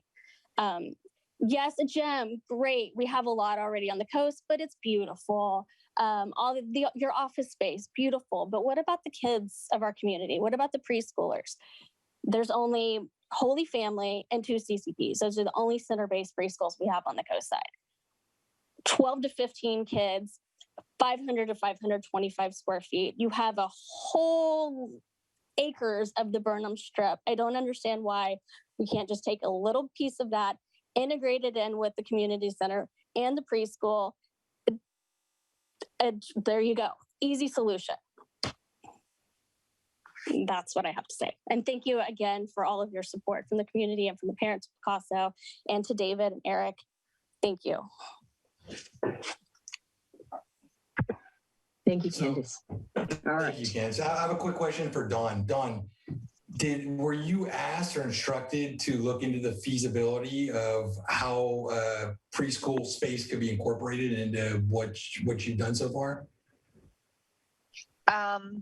We have not done a needs assessment, David. So no, that was not part of our analysis. Okay, because if you go back and look at the meeting when your services were introduced, my only thing that I mentioned was that this is great. We could look at the feasibility of how a preschool could be incorporated into design. And I was promised by Barbara that, yes, David, that's why we're bringing her on. Dawn's going to be, that's why we're going to have an expert looking at the feasibility and what options we have as the first step. And I look at your work that you've done, and nowhere near was any of that touched on. So I'm disappointed as a board member that I was promised something, and you could go back and look at the video when your services were brought up. I don't know if you watched that video, but I was adamant that if we were going to bring you on and pay you money, that a part of that was going to be the feasibility of the preschool space incorporated into your drawings. And I said, yes, okay. And we had back and forth discussion, and I was adamant about that. And I was reassured by Barbara and Nancy that that was part of your scope that you were going to be doing. So I'm wondering now what got lost in translation to where it got communicated to Dawn that you guys told me and told the public that was why we were bringing her on board, and you reassured me, but somehow lost in translation and never got communicated to her that was one of the main purposes that board members like myself were supporting bringing her on board. Thank you, David. Dawn, do you want to respond to that? We did have discussions about this topic. We did have discussions, but we have not completed a needs assessment for the preschool component. And what were those discussions that you could share? Specifically discussion of, the licensed daycare versus preschool. I think, having licensed daycare does have requirements for interior space and exterior space, and there's operational concerns. And so an analysis of the preschool space versus licensed daycare, we have not completed that. So I'm wondering, so I'm confused because, like I said, everyone go back and look at the previous meeting where, as taxpayers, we paid you to do a service. And I was very clear of what the scope of service was. And Barbara and Nancy were adamant that was part of your scope that was going to be presented. I didn't see any of that. I was almost confused when that was going to come, if there was a plan B, because that's exactly even what we talked about, a plan A, how it would look, and a plan B with a configuration for minimum dedicated space for a preschool in the hybrid model. And like I said, I was reassured by Nancy and Barbara that is exactly what we were paying for you for. And that's why I went from being unsupportive to being fully supportive. That's why, and I'm just confused now. that something's either gotten lost in translation or somebody's lying, because it doesn't seem like it got fully communicated to Dawn that that was part of her scope, was to specifically come up with renderings of how a minimal scale preschool could be incorporated into our design plans. And I'm looking for Nancy or Barbara, since you guys are the ones communicating. Nancy, can you speak to that? Thank you, how David. this got lost in translation. Good question. You guys knew it was a very important thing to me. This wasn't like something that was, you know, slipped by the wayside. It was, when we had that meeting, it was the only thing I spoke about. You know, I was quiet about everything. I agree. I wanted to look at it too. So can we just ask Nancy to speak to that? I think it's actually the misunderstanding about whether that was Dawn's or whether that was us working with Dawn. It is not in Dawn's contract for her to do a feasibility study. It was part of our discussions with Dawn once we understood, and the information that I got about the space needing to be dedicated and restricted for a licensed full-day daycare I actually got directly from Candace. So I was looking to replicate what she thought the requirements were. So we did have discussions of that as we went through looking at the design and the potential for the design before we came down to these drawings. It's not specifically in Dawn's contract that she would do an assessment of that. We gathered the requirements as we understand them. I heard them from Dawn. I heard them from May, who's the exec director of CCP. They're consistent with Dawn's understanding of the requirements for licensed daycare. So we did discuss that as we were developing the concept. We did not, I think, specifically say we would do renderings with and without. We brought one rendering. It's not at the final. We need to take something into cost analysis to see if we can even afford to do this much. And again, this is the first pass, so it's not necessarily last pass. Tonight was the first I heard of the hybrid models that don't have the same licensing requirements. And as I said, I will go look at them. I will go talk to their folks, and we'll keep that discussion open. The other thing that we talked about with doing a special meeting is actually bringing in very intentionally some other both stakeholders and solution finders, like our new supervisor-elect, like people from the school board. CCP's programs are at Farallone View and Hatch. They don't have one at El Granada because El Granada has not made space for it. I don't know if in the next couple of years that's something that could be resolved, but we want to foster a larger discussion about the larger community. What CFTA, Children's Families Taking Action, the data they provided was there are only 80 spaces on the coast, inclusive of Picasso, for about 1,000 families. So it's a bigger problem than just Picasso, and certainly Picasso not having anywhere else to go and taking those spaces away makes it exponentially worse. And so we don't think this is the last conversation, but we didn't ask Dawn to do 2 drawings, and that's not in her contract. It was part of what we were exploring coming to the drawings that we came to. And part of why we didn't include it was based on the licensing requirements and the very limited space that we had. If there are different licensing requirements and a different way to go about the model, we will absolutely look at that. As I said last time, we're on a learning journey as we go through this. Right. So, and we have, I do have to touch on this because you didn't answer my question. Why was I told, you said it wasn't part of her scope, but why was I told during a public meeting when we were talking about approving the funds to pay it, that I was told that yes, she will be specifically looking into that? Barbara, cut me off and said, yes, David, that's why we're bringing her on, to do that specifically. So I was told something. So that means I was lied to at a public meeting we have video of, where you guys said that is why we're bringing her on. I think that's a misunderstanding, David. I think it's just we said we would incorporate that in the work that we're doing with Dawn. And where, can I just say one? I want to jump in here with one thing. Tonight is not a decision-making meeting. This is just listening to you. We have not had a proper meeting where we took community input on this. We showed you the initial plans for this. We have not steamrollered things. And that's the problem. You haven't had a community meeting where you take the community input. That's the problem. Well, that's what we're doing, right? That's one step that we're doing now. That's what we're starting to do right now, Barbara. That's what we're starting to do right now. You're beginning this process. Yeah, you already paid Dawn. Who paid Dawn? How did you pay her to design things without community input? Actually, we did have 15 months ago, maybe 20 to 25 people attend similar meetings right from the beginning of the center. This isn't the first. This is the first where a drawing has been shown. It's not certainly the last.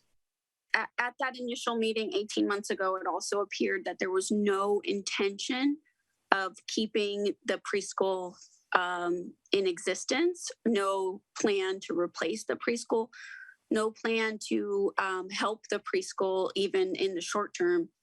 They only allowed a 2-year lease extension, which makes it really hard to operate a preschool year to year when parents can't guarantee that their child's going to be able to enroll for the following year. So it seems to me that you've already designed the plans, you've hired an architect. There's not been any consideration about what the community needs, about what the community wants. And you're just going to push this through. I mean, you're already picking out furniture for the room spaces. So to say, okay, Eric had his hand up before, and I want to say that we've heard you all tonight. I've taken it all very seriously. I know you can all say bad things all you want, but we're trying to do a good job here. And I hear you tonight. I understand your concerns. I don't think we've communicated some of the things as well as we could. We've offered to have another meeting, maybe at a time that's more convenient for people to talk about some of the issues that you've raised. We're not taking any action beyond what is happening, what you've seen tonight. What we've done so far is what we've done, and we are not going to take the next steps.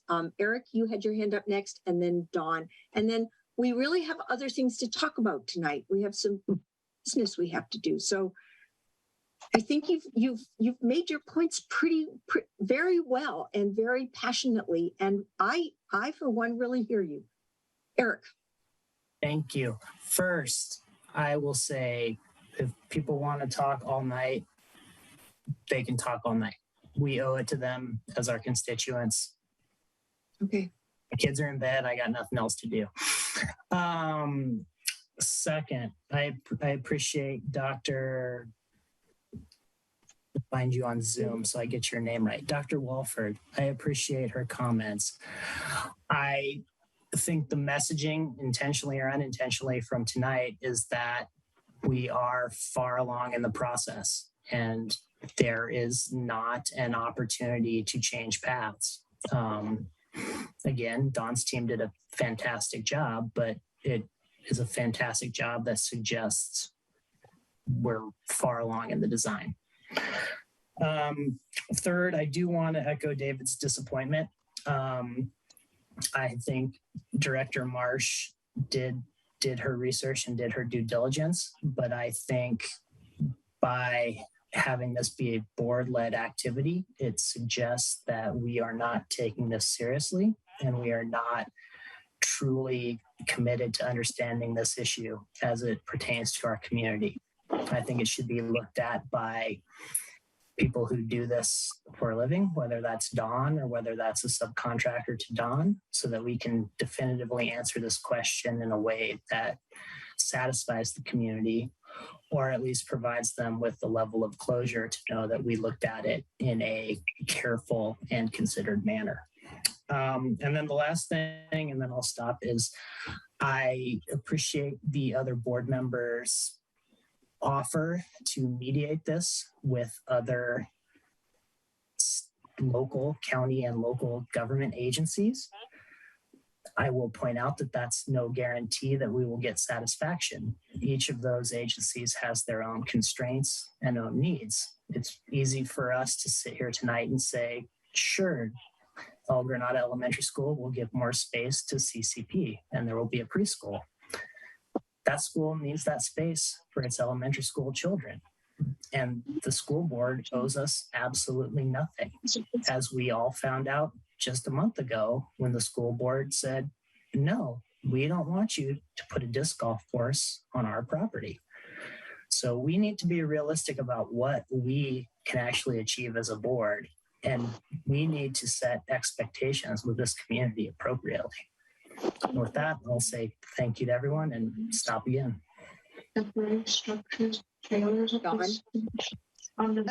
Thank you. So just to clarify where we are in the design process, I showed you a 6-month schedule that takes you to schematic design. We are just completing the assessments. And so the assessments that we've done are not a needs assessment technically. It's the site assessment, the geotechnical assessment, the structural assessment, it's the zoning assessments, and those are all the things that I went through in terms of the assessment in our contract. Design is iterative. Tonight was a concept, and concept in architectural lingo is very preliminary, very preliminary. And so even though they may look polished because it's in a PowerPoint, it is very preliminary design, and it's really trying to see what can fit on the site, how to best put it on the site, and all of those things. And so it is not a final design, and I apologize if we presented it too polished, like there were some hand-drawn lines on one of those plans, intentionally done so to try and communicate that it is a concept plan and preliminary. There is plenty of time for input, plenty of time for refinement within our schedule and the current work that we're doing. And I just want to reassure everyone of that nothing we presented tonight is final. We put furniture in there so that you can get the scale of the rooms, because without the furniture, it's really hard to tell what size a room is. And so just one of the tools we use is if you put a chair and a table in a room, you get a sense of the space of the room. I apologize if we made it look too polished. That was never our intention. It was just to try and communicate the types of spaces, the types of uses in the spaces, and the approximate square footage that we can fit on the site and how we might fit it on the site. Thank you. Kate. You're muted, Kate. Sorry. I'm really happy to hear that the designs are not final and that Dawn can still go back to the drawing board and possibly include a preschool into the design, either dual use or have it its own dedicated space.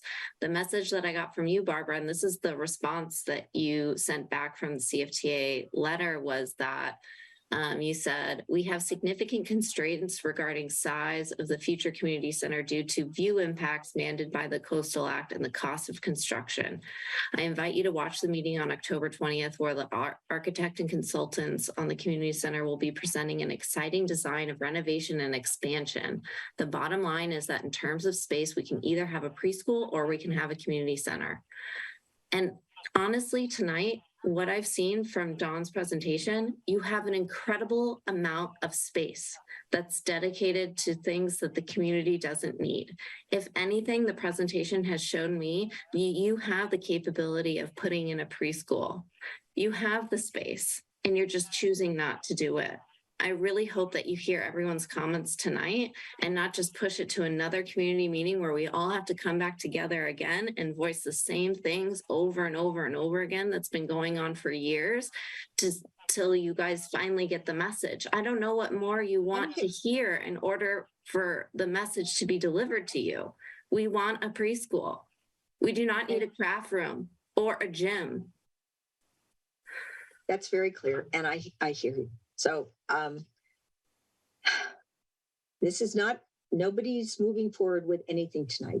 This was a really good opportunity for us to hear from all of you. I hear the passion there. There are issues with making a bigger building because, as Lenny knows well, we can't impact the views from the adjacent streets because of the coastal plan. We're going to have to stop now, I think, and really think through what our options are. And we don't make decisions in private. We do them at our board meetings. So nothing's happening behind the scenes. So you've all had a chance to speak tonight. We've listened to you. I think we'll all think about it, and we'll keep you informed about where we are and what, if any, next steps we're going to take. If you are not on the email list for our meetings, please send an email to gcsdadmin@granada.ca.gov and ask to be added to the email list so that you will always get our agendas and agenda packs. And I try to share with these meetings. And if you guys want a special meeting, we're happy to do that. So we can't, there's nothing on the agenda that allows us to make any kind of decision tonight. This is just a listening session. And because we want to hear from you. So the rules are we can't make decisions. In terms of the needs assessment, like how would that be done? How would that be carried out? And I don't know. We're going to have to talk about that. I hear you that that's something that you want a more official needs assessment, and maybe we'll bring a proposal for that at our next board meeting. That would be great. I want to make sure that there's actual weight and expertise behind that needs assessment, because talking to one person is not enough. Right. Yeah. Okay. Anything else? Thank you all for coming. That's one reason I put the information out, because we really wanted, I did feel as if we hadn't heard, we hadn't had an opportunity to really hear fully from you all and a detailed comments from you. Nothing irrevocable has happened at this point, except for, I guess, irrevocably we bought the property. So thank you all for coming and talking to us. And we will move on to our next agenda item. Hey, Barbara, I just want to say you have heard us. I've been on these calls with Hannah for the past year and a half. So like we've been on these calls, we make the effort to come, even though I think a year and a half ago you used to have them at like 5:30, which was like a terrible time. So we've been coming, like, so you've heard us. I just wanted to say that, like, don't act like tonight's the first time that you heard us speak. I wasn't trying to say that in any way. Okay. It's just, it's been a while since we've had a conversation, and it seemed before we take any more actions that we should have an opportunity at one of our official meetings for you all to speak. This just happened. Why do you need another meeting to hear us say the same things? That's ridiculous. Barbara, come on. This is crazy. We're here telling you this. Okay. All right. How about this? You'll put this recorded meeting on YouTube, right? I'll just replay it at the next meeting. And so you can hear us again. Okay, so for the 10th time in the past 2 years. You're being ridiculous. Listen, listen, the community's talking to you. Just listen. Okay. I hear you, Kate, and I know you all think it's very simple, but there are steps that we should take to respond to your concerns, and we can't take those steps. I understand where you're coming from. I hear you, but can we talk about those steps so that these people leave here tonight with a concrete understanding of what we're doing next? All right, here are some of the things that we can do. We can do a needs assessment and talk about that. We can do an analysis of whether we could have a larger, we can do an assessment to see what the laws are about this combined use that I mean, we've done some research. That's not what we found, but okay, we'll go check that out again. We will look into whether it would be possible to use some of the park. I think we should look at that. And then I think we should look at putting the building back on the market. Which may not help the preschool unless a preschool buys it. Yeah. Well, I mean, it doesn't hurt the preschool. So I think it should be part of the analysis. Me too.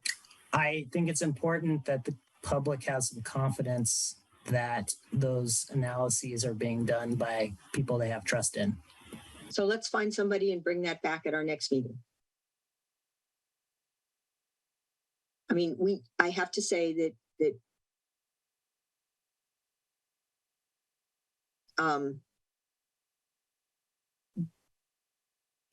we were trying, and I hear that you're not satisfied with what the research that was done, and we will either find someone independent to do it or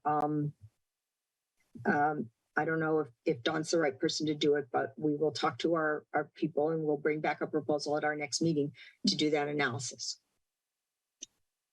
I mean, say also that actually I appreciate, because I know how hard it is that people come to public meetings. Yes, we do. I also know that there are lots of people who are affected by these things that aren't able to or don't come to public meetings, which is why we have done things like the survey where we send something out to 2,000 households. And we have not sent something that said, if you had to choose between a community center and a preschool, what would you choose?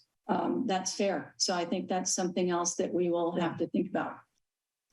It doesn't cost a lot to send a postcard out with a QR code that takes somebody to a little survey. So that is something else that we could consider. And if we're going to do that, I think it's good to have a more like figured out look at what a community center would offer, which is what we now have. So. It's interesting that this falls under Parks and Recs, because I think in most communities this would fall under the city council. Is that right? Because Granada doesn't have a city council. Granada is unincorporated. It's unincorporated and it's just a special district that has a very set charter that we we have revenue we can use for parks and recreation, but we can't use it for other stuff. And we have revenue we can use for sewers. Special districts have defined purpose on how they can use money sanctioned by the local area. Right. I have a question.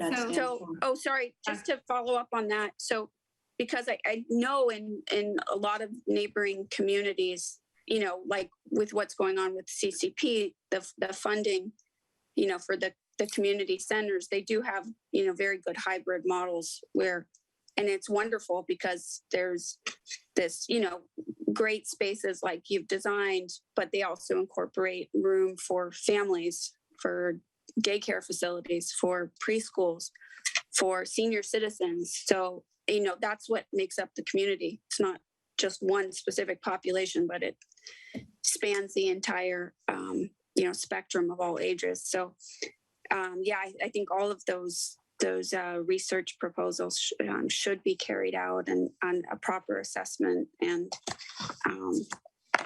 when you talk about taxpayer dollars, I think there's probably nothing, you know, more important use of taxpayer dollars than early education. Which is true, but our taxpayer dollars can't be used for that. I have a question. So Nancy, in the when I was at Old Princeton Landing with Ray Mueller, you raised your hand saying that GCSD gets $300,000 of excess ERAF. Where is that being spent? The ERAF right now is in the sewer budget. Why would ERAF go to sewer? That's excess school funding money that you're putting towards sewers? No, we get basically, this is getting technical. We can put it in either place. We are responsible for sewers and ecology and parks and recreation. We have allocated all of the property tax money at this point. It used to subsidize sewers. Now 100% of it is going in the parks and recreation budget, the property tax money that we get. We also get ERAF money. Historically, it's been in the sewer budget. It's something that we can move if we choose to move it. And so, well, you said publicly in that meeting that you would love to see that money going to school. So I'm going to hold that word. Should have videotaped. That was me. That was me who said that. I don't know who said it, but someone said they get $300,000 excess ERAF. If the county wanted to take that back to apply it to schools, because that was what Ray said. You know, we're giving that back to agencies. Maybe we should use that for schools. And I said, if the county wanted to take that ERAF back to apply it to this challenge. I will point out that based on how the county distributes funds to schools, this presents a unique opportunity to actually put that money to our community and not to other communities in San Mateo County. Right. Fair. Now I have one other question for Dawn. Given what you've heard tonight, do you think your schedule holds, or do you think this process is going to be delayed? Well, I work for the district, so that will be the district's decision. But certainly seems like more work is needed to bring everyone together behind the proposal, for sure. Great.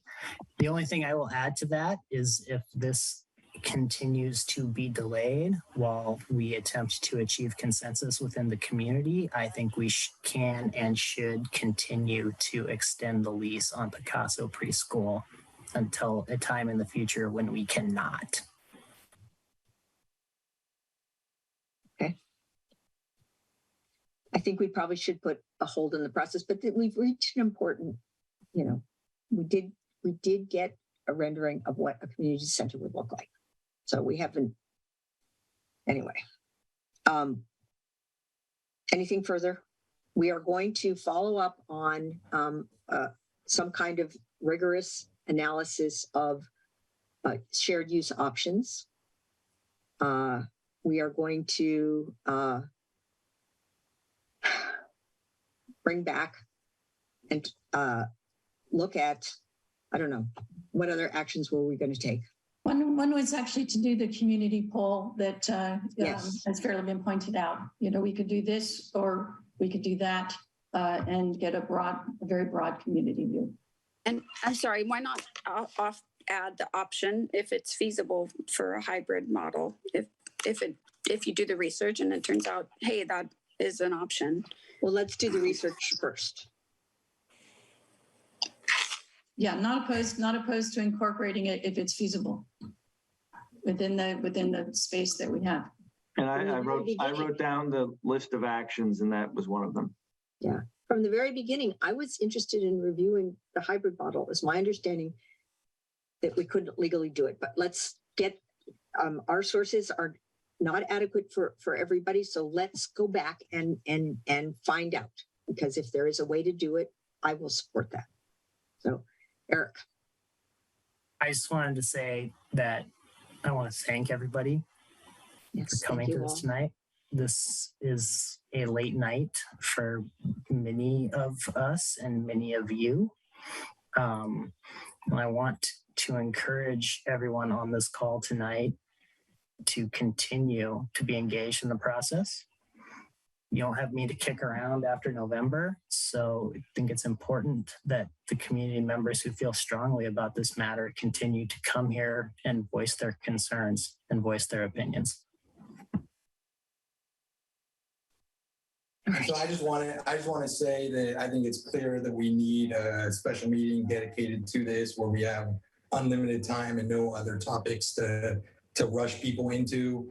We need a clear, good faith decision. Also, for the record, because I don't like being lied to, I would encourage everybody to watch the 8-4 meeting. I just sent it out on chat around the 36-minute mark. I was promised by Chuck, Matthew, Nancy, and Barbara that all in different ways that specifically I even said, I hope this isn't going to be behind closed doors with Nancy and Barbara leading everything with Dawn. And their response was, oh, no, no, no. Anything Dawn does is going to be taken from community input. We're gonna be doing sessions before. I also was reassured before we took a vote that I took on the record. I was reassured that part of that contract was going to be looking at the feasibility of a small scale preschool. It can't be any more prophetic than I specifically knew this situation was going to come up. I asked specific questions, and I was lied to by board members and our manager about what the scope of the contract was going to be and why we were hiring our services. I took a vote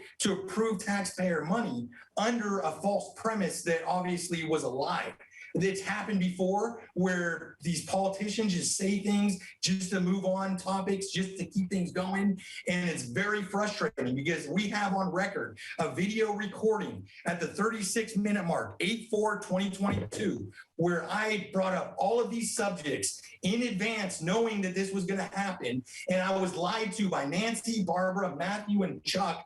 And now you guys are acting like that conversation didn't happen. I took a vote based on the premise that you guys were responding to. Each one of you guys tried to rush me through and had your own comments to say. I would encourage you guys and every community member to go back and look at that meeting and my concerns that I knew were going to come into fruition and how it's played out. Because, and if you go back to my beginning of the time on this board, this has happened multiple times where I foresaw things coming. I tried my best to speak out against them. I was lied to. I was shut down. I was rushed through by Chuck to move on to the next topic. And once again, I would just love for the record for everybody to go back and look at that meeting, and you'll understand how hard in my heart of hearts I knew this was specifically going to happen. I knew that it was going to be behind closed doors, and that there was going to be the only creativity used was going to be a creative push to make sure that there was no preschool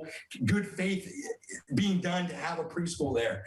And it's, if you guys go watch, I encourage Barbara, Nancy, Matthew, and Chuck, since you guys were the ones that responded, a vote that and that is a Brown Act violation. That is wrong on so many levels. A recorded meeting to lie about the premise of what a contract is. Dawn, I would also encourage you to go back and watch the meeting, because it's clear to me that you didn't get conveyed information that was critical to what board members took a vote on. And not just was that my vote, that was Eric's vote, that was other board members' votes that we voted on based on a false premise. And to me, this goes beyond a preschool. This is actions on this board that has happened multiple times over my last 8 years on this board, where it's acceptable to lie and just move on topics and move on to the next thing. And there's absolutely no accountability for those lies.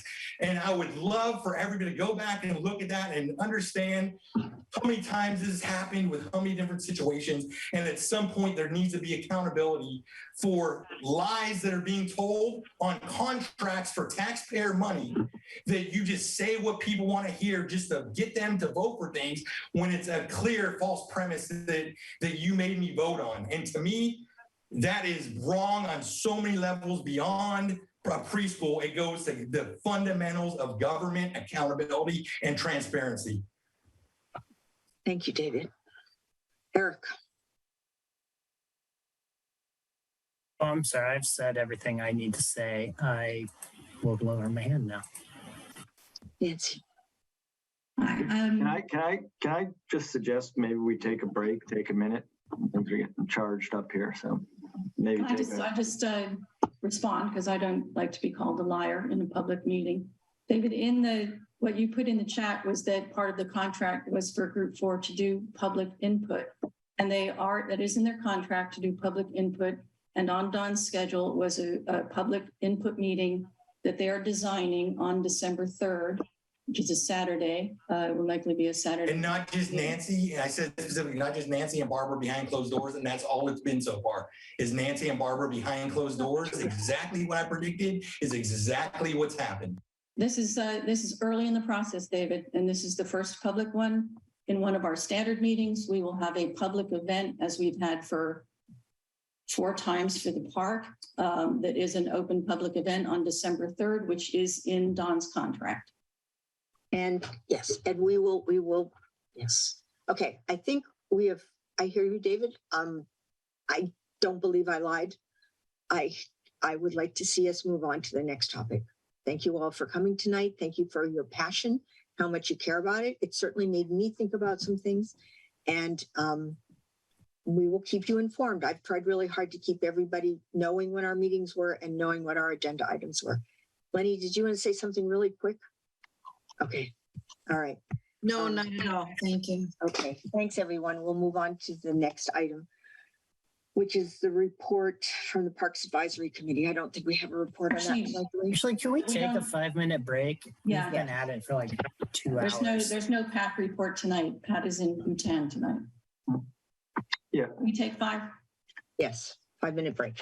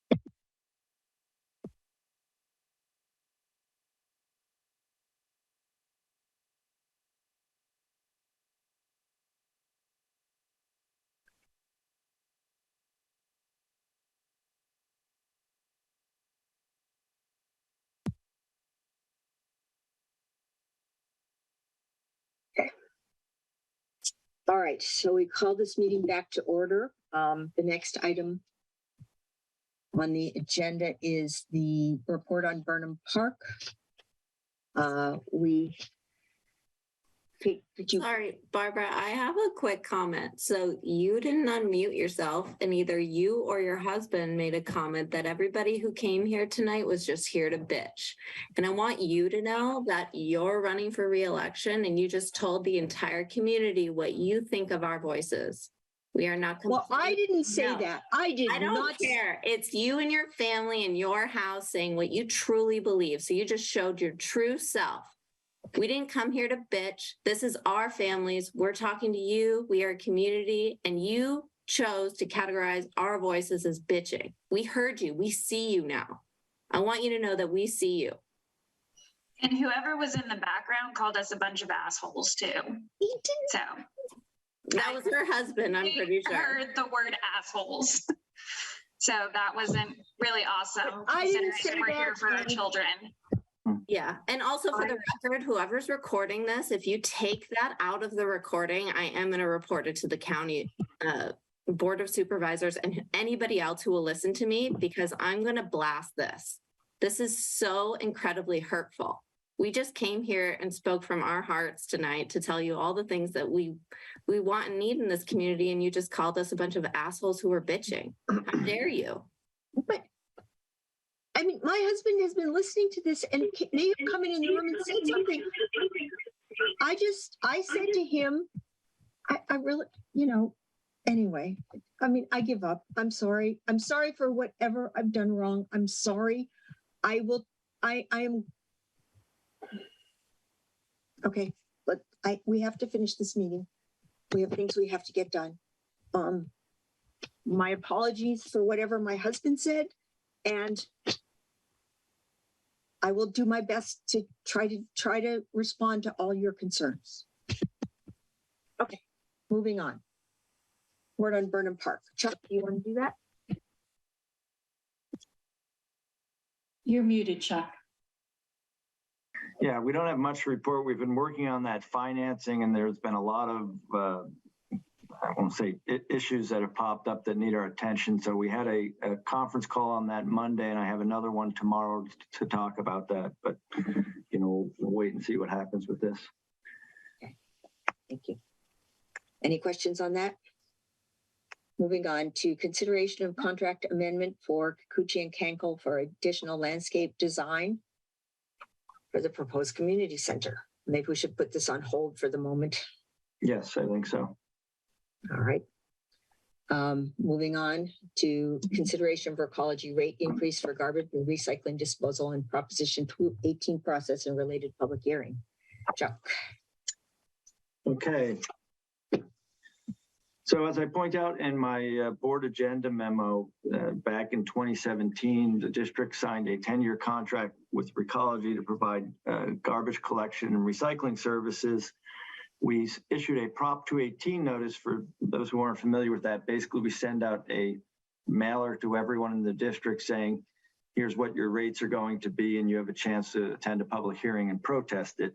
That Prop 218 notice lasted for 5 years. We're now on that 5th year, so we've got to do another Prop 218 notice, which is included in this packet. We will send that out to all current ratepayers, and they will again have the chance at a public hearing to, voice any issues they may have. Recology is asking for a 7.3% rate increase. Their rate increases have been much less the previous 2 years, but as we all know, inflation's kind of going crazy, and a big portion of their costs for garbage collection is gas, and obviously those big trucks use a lot of gas.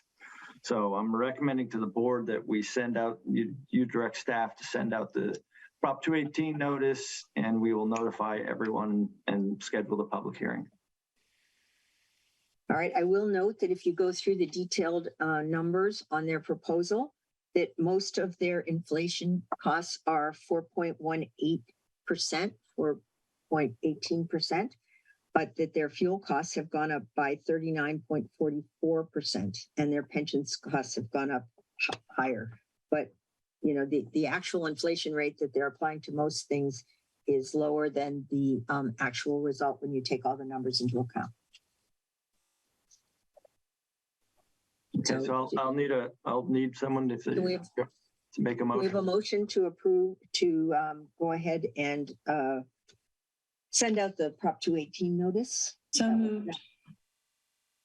All right, do we have a second? Second, someone? Matthew's trying to connect to audio. Oh. If you second, Matthew, raise your hand. Matthew seconds.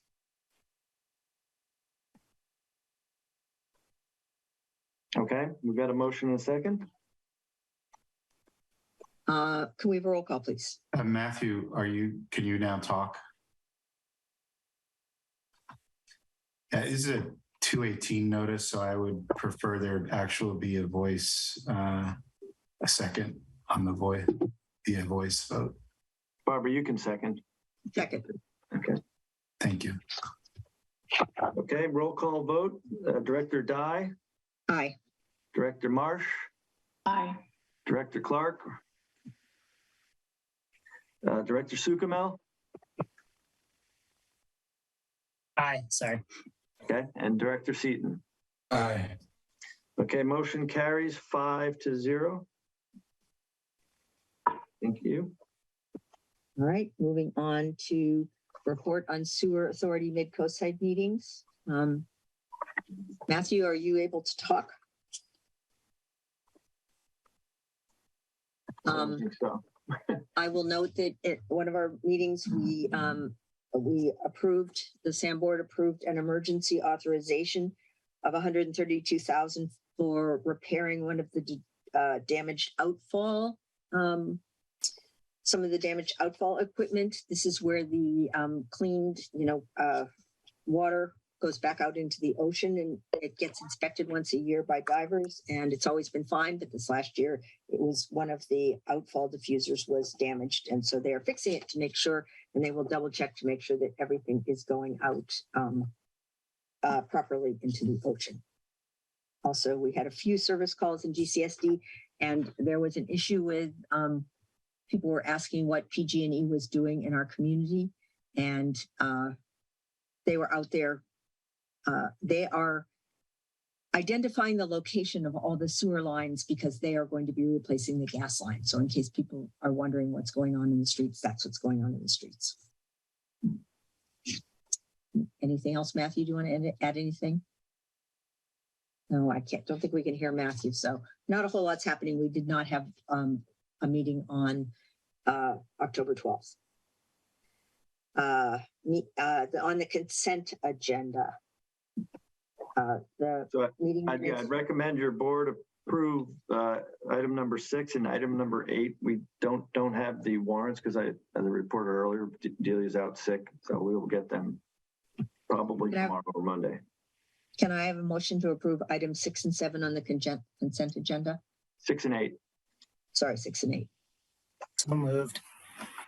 Is there a second? Second. Do we have a roll call, please? Director Dye. Aye. Director Marsh. Aye. Director Stukamel. Aye. Director Seaton. Aye. And Director Clark. So, motion passes 5-0. All right, moving on to committee reports. Anyone have committee reports? Do we have an attorney's report? No report. General manager's report. I've got nothing further. Thought we were going to talk about changing the signs in the parking lot so we can eliminate overnight parking. I'm still discussing that with Bill because there's legal issues there. Okay. Administrative staff report. No report from Delia. And we don't have an engineer's report, but I will say that our sewer replacement project is due to mobilize at the end of this month. And they're going to be starting work in various locations in our community. Yeah, and I sent out that schedule to the board today. Yeah, I just was letting the community know that you will see. Where are they gonna have a yard, or are they just going to, as they did last time, set up for each location where they do their work? They're going to stage some of it on the Burnham Strip like I've done in the past, and then I'd have to look at the actual maps to see where they're digging. All right, I'll post on Nextdoor when that comes in. Anything further? Not for me. Okay, I guess we will adjourn the meeting. Future agenda items, I've asked and emailed Chuck multiple times, going back to over 2 years now. I've asked for specifically in the last email I wrote him, I don't know why whenever I bring up things, it never gets on the agenda. I don't know what the difference is, but I specifically said consideration of potential cost sharing opportunities among the 4 SAM member agencies involved in sewerage on the coast side. I've asked for that multiple times. I'm hoping that because it's been going on for so long and I've documented emails where I asked when it was going to get on the agenda and never got a response, that Chuck is going to get this on the agenda within the next 2 months. Because I have David, asked for do you it have many some times. proposals? Do you have some specific proposals to submit? You know, we could go on for hours. This could be a special meeting in itself. I mean, it starts with, I mean, come on. I mean, it's almost unfathomable that we don't, our main focus as a board isn't looking at this on a regular basis, but we never do. And I've asked for it for a while now, in writing, on public meetings, I've asked for it. And I'm asking that it gets on the agenda. It's not that hard. It's part of our charter, which we should be doing on a regular basis. Okay, David, but it's a pretty vague topic. Can you just come up with some specifics of things you'd like to be looked at as part of that agenda item? I look at it as a continuum. I look at it on one end, there's simple cost savings, there's sharing of software and licensing and other items that multiple agencies are paying for that can be shared. On the other end, there's this idea of consolidation, defunding, merging between maybe synergies with like GCSD and MWSD. I'm not going to come out here and say I have a perfect solution that could be achieved and agreed upon, but I will say that it is a perfect agenda item that I would love to hear other board members input on, community members input on, because I do see it as a continuum and I do see a solution somewhere along that continuum. Okay. Thank you, David. Do you hear that? And is there a reason, Chuck, why all my emails and every time I've asked for it's gone ignored? And this, is there a reason why this can't be on the agenda? Well, there was a couple things. First of all, I don't set the agenda. I set it with the board president at the time. So that's how things get on the agenda. And this has gone on with multiple different board presidents. I just checked my emails. I didn't see any from you, but okay, because it goes back. There's other meetings at the end of meetings where I've asked about it before. So once again, you could deny, but I could present you with the record of end of meetings twice where I asked for it and emails where I've asked for it. And like, you know, I think it's clear people know now that board members are willing to say things and they completely deny it when everyone heard what was said. And I think it's clear now that people are starting to understand that that this does happen. And so is there a reason, board president, why this can't be an agenda item? Nope. I've asked for it so many times. Agenda. I think it would be helpful if there were just a few parameters of specifics that you wanted to have analyzed. And that's part of the problem is that I think that there should be no constraints on something like this, because I do feel that the solution is going to come from community input on multiple different points on the nodes on the continuum. And if there is a solution, it's going to be from, basically throwing out different ideas off the wall, seeing what sticks. But to me, like I said, it starts with cost sharing, and there's no reason why that we shouldn't be doing that on a regular basis. And from there, we could explore other opportunities. And yeah, we could put parameters in terms of the different, like I said, starting with cost sharing, moving on to merging member agencies that have synergies like GCSD, MWSD, all the way on the other end, and defunding all sewer agencies on the coast. So there's only one agency doing sewage on the coast, like most communities. Okay. It's laughable that we're talking about defunding all these agencies, and here we are at Half Moon Bay. We have one school district. Half Moon Bay has no police department, no city police department, but yet we have 4 agencies involved in sewage. That is almost the most laughable thing. That if national news media got a hold of really digging into what's going on the coast, wait a second, the only thing you guys do is sue each other and make things more inefficient. Like it really is unfathomable. And all I'm asking for is one agenda item to be in the next 2 months on the agenda. Like I've asked for multiple times with multiple different board presidents. So I'm hoping, because you guys got to remember, my time on this board might be gone, but the videos and the records are going to stay forever.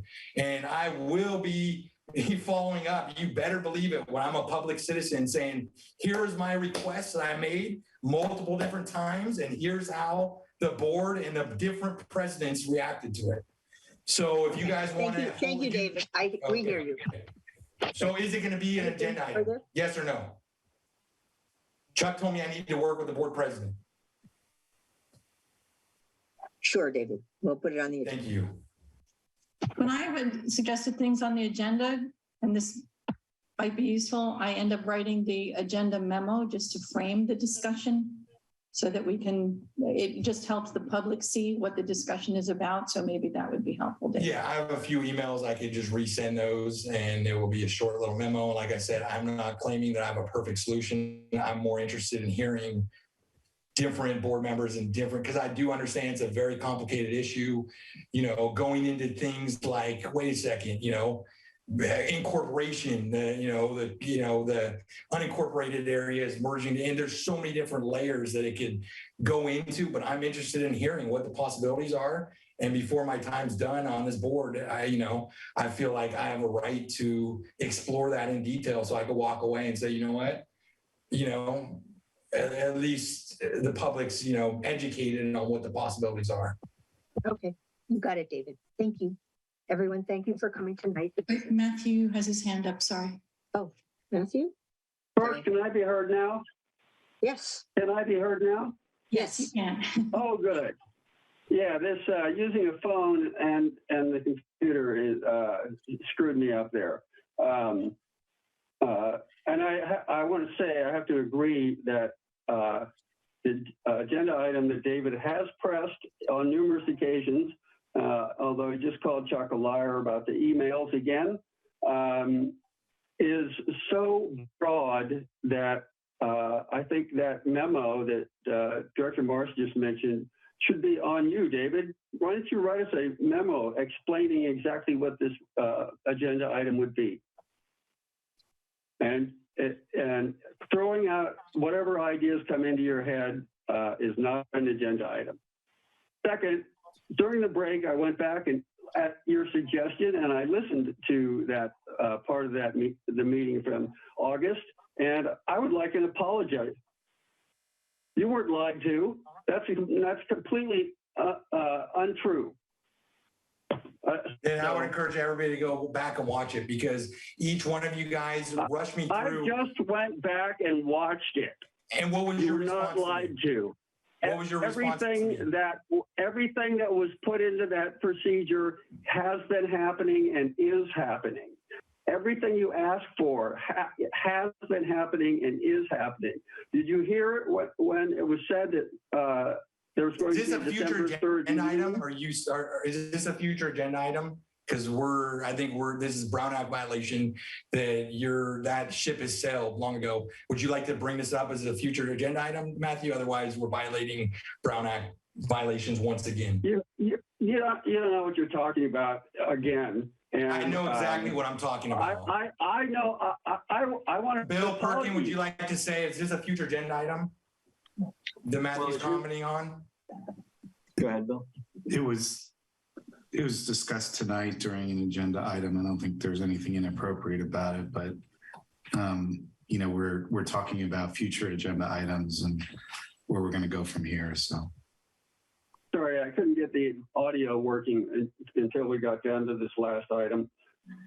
But yeah, like I said, it was part of a previous agenda item, so I don't think it was inappropriate. Okay, and I will be, like I said, I watched the video. Each of you guys had comments. Like I said, it's happened multiple times where I could predict what's going to happen. I foresee that and ask very pointed questions. I understand in this case, that you're pressing. And I'm going to put this in record exactly what your exact words that you said, that Chuck said, that Nancy said, and that Barbara said. All of them were along the same line, making me feel like almost I was crazy, saying, Dave, this is exactly why we're hiring G4.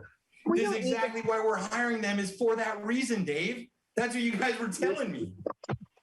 That's exactly right. I hope this isn't going to be done behind closed doors. And it was exactly that's exactly all accurate. that's been done is behind closed doors. Okay, we're repeating earlier message and it's late. Let's finish up. Good night, everyone. Do we have any further business? Okay. No, we don't. Good night. All right. Good night. Good night. Bye, everybody.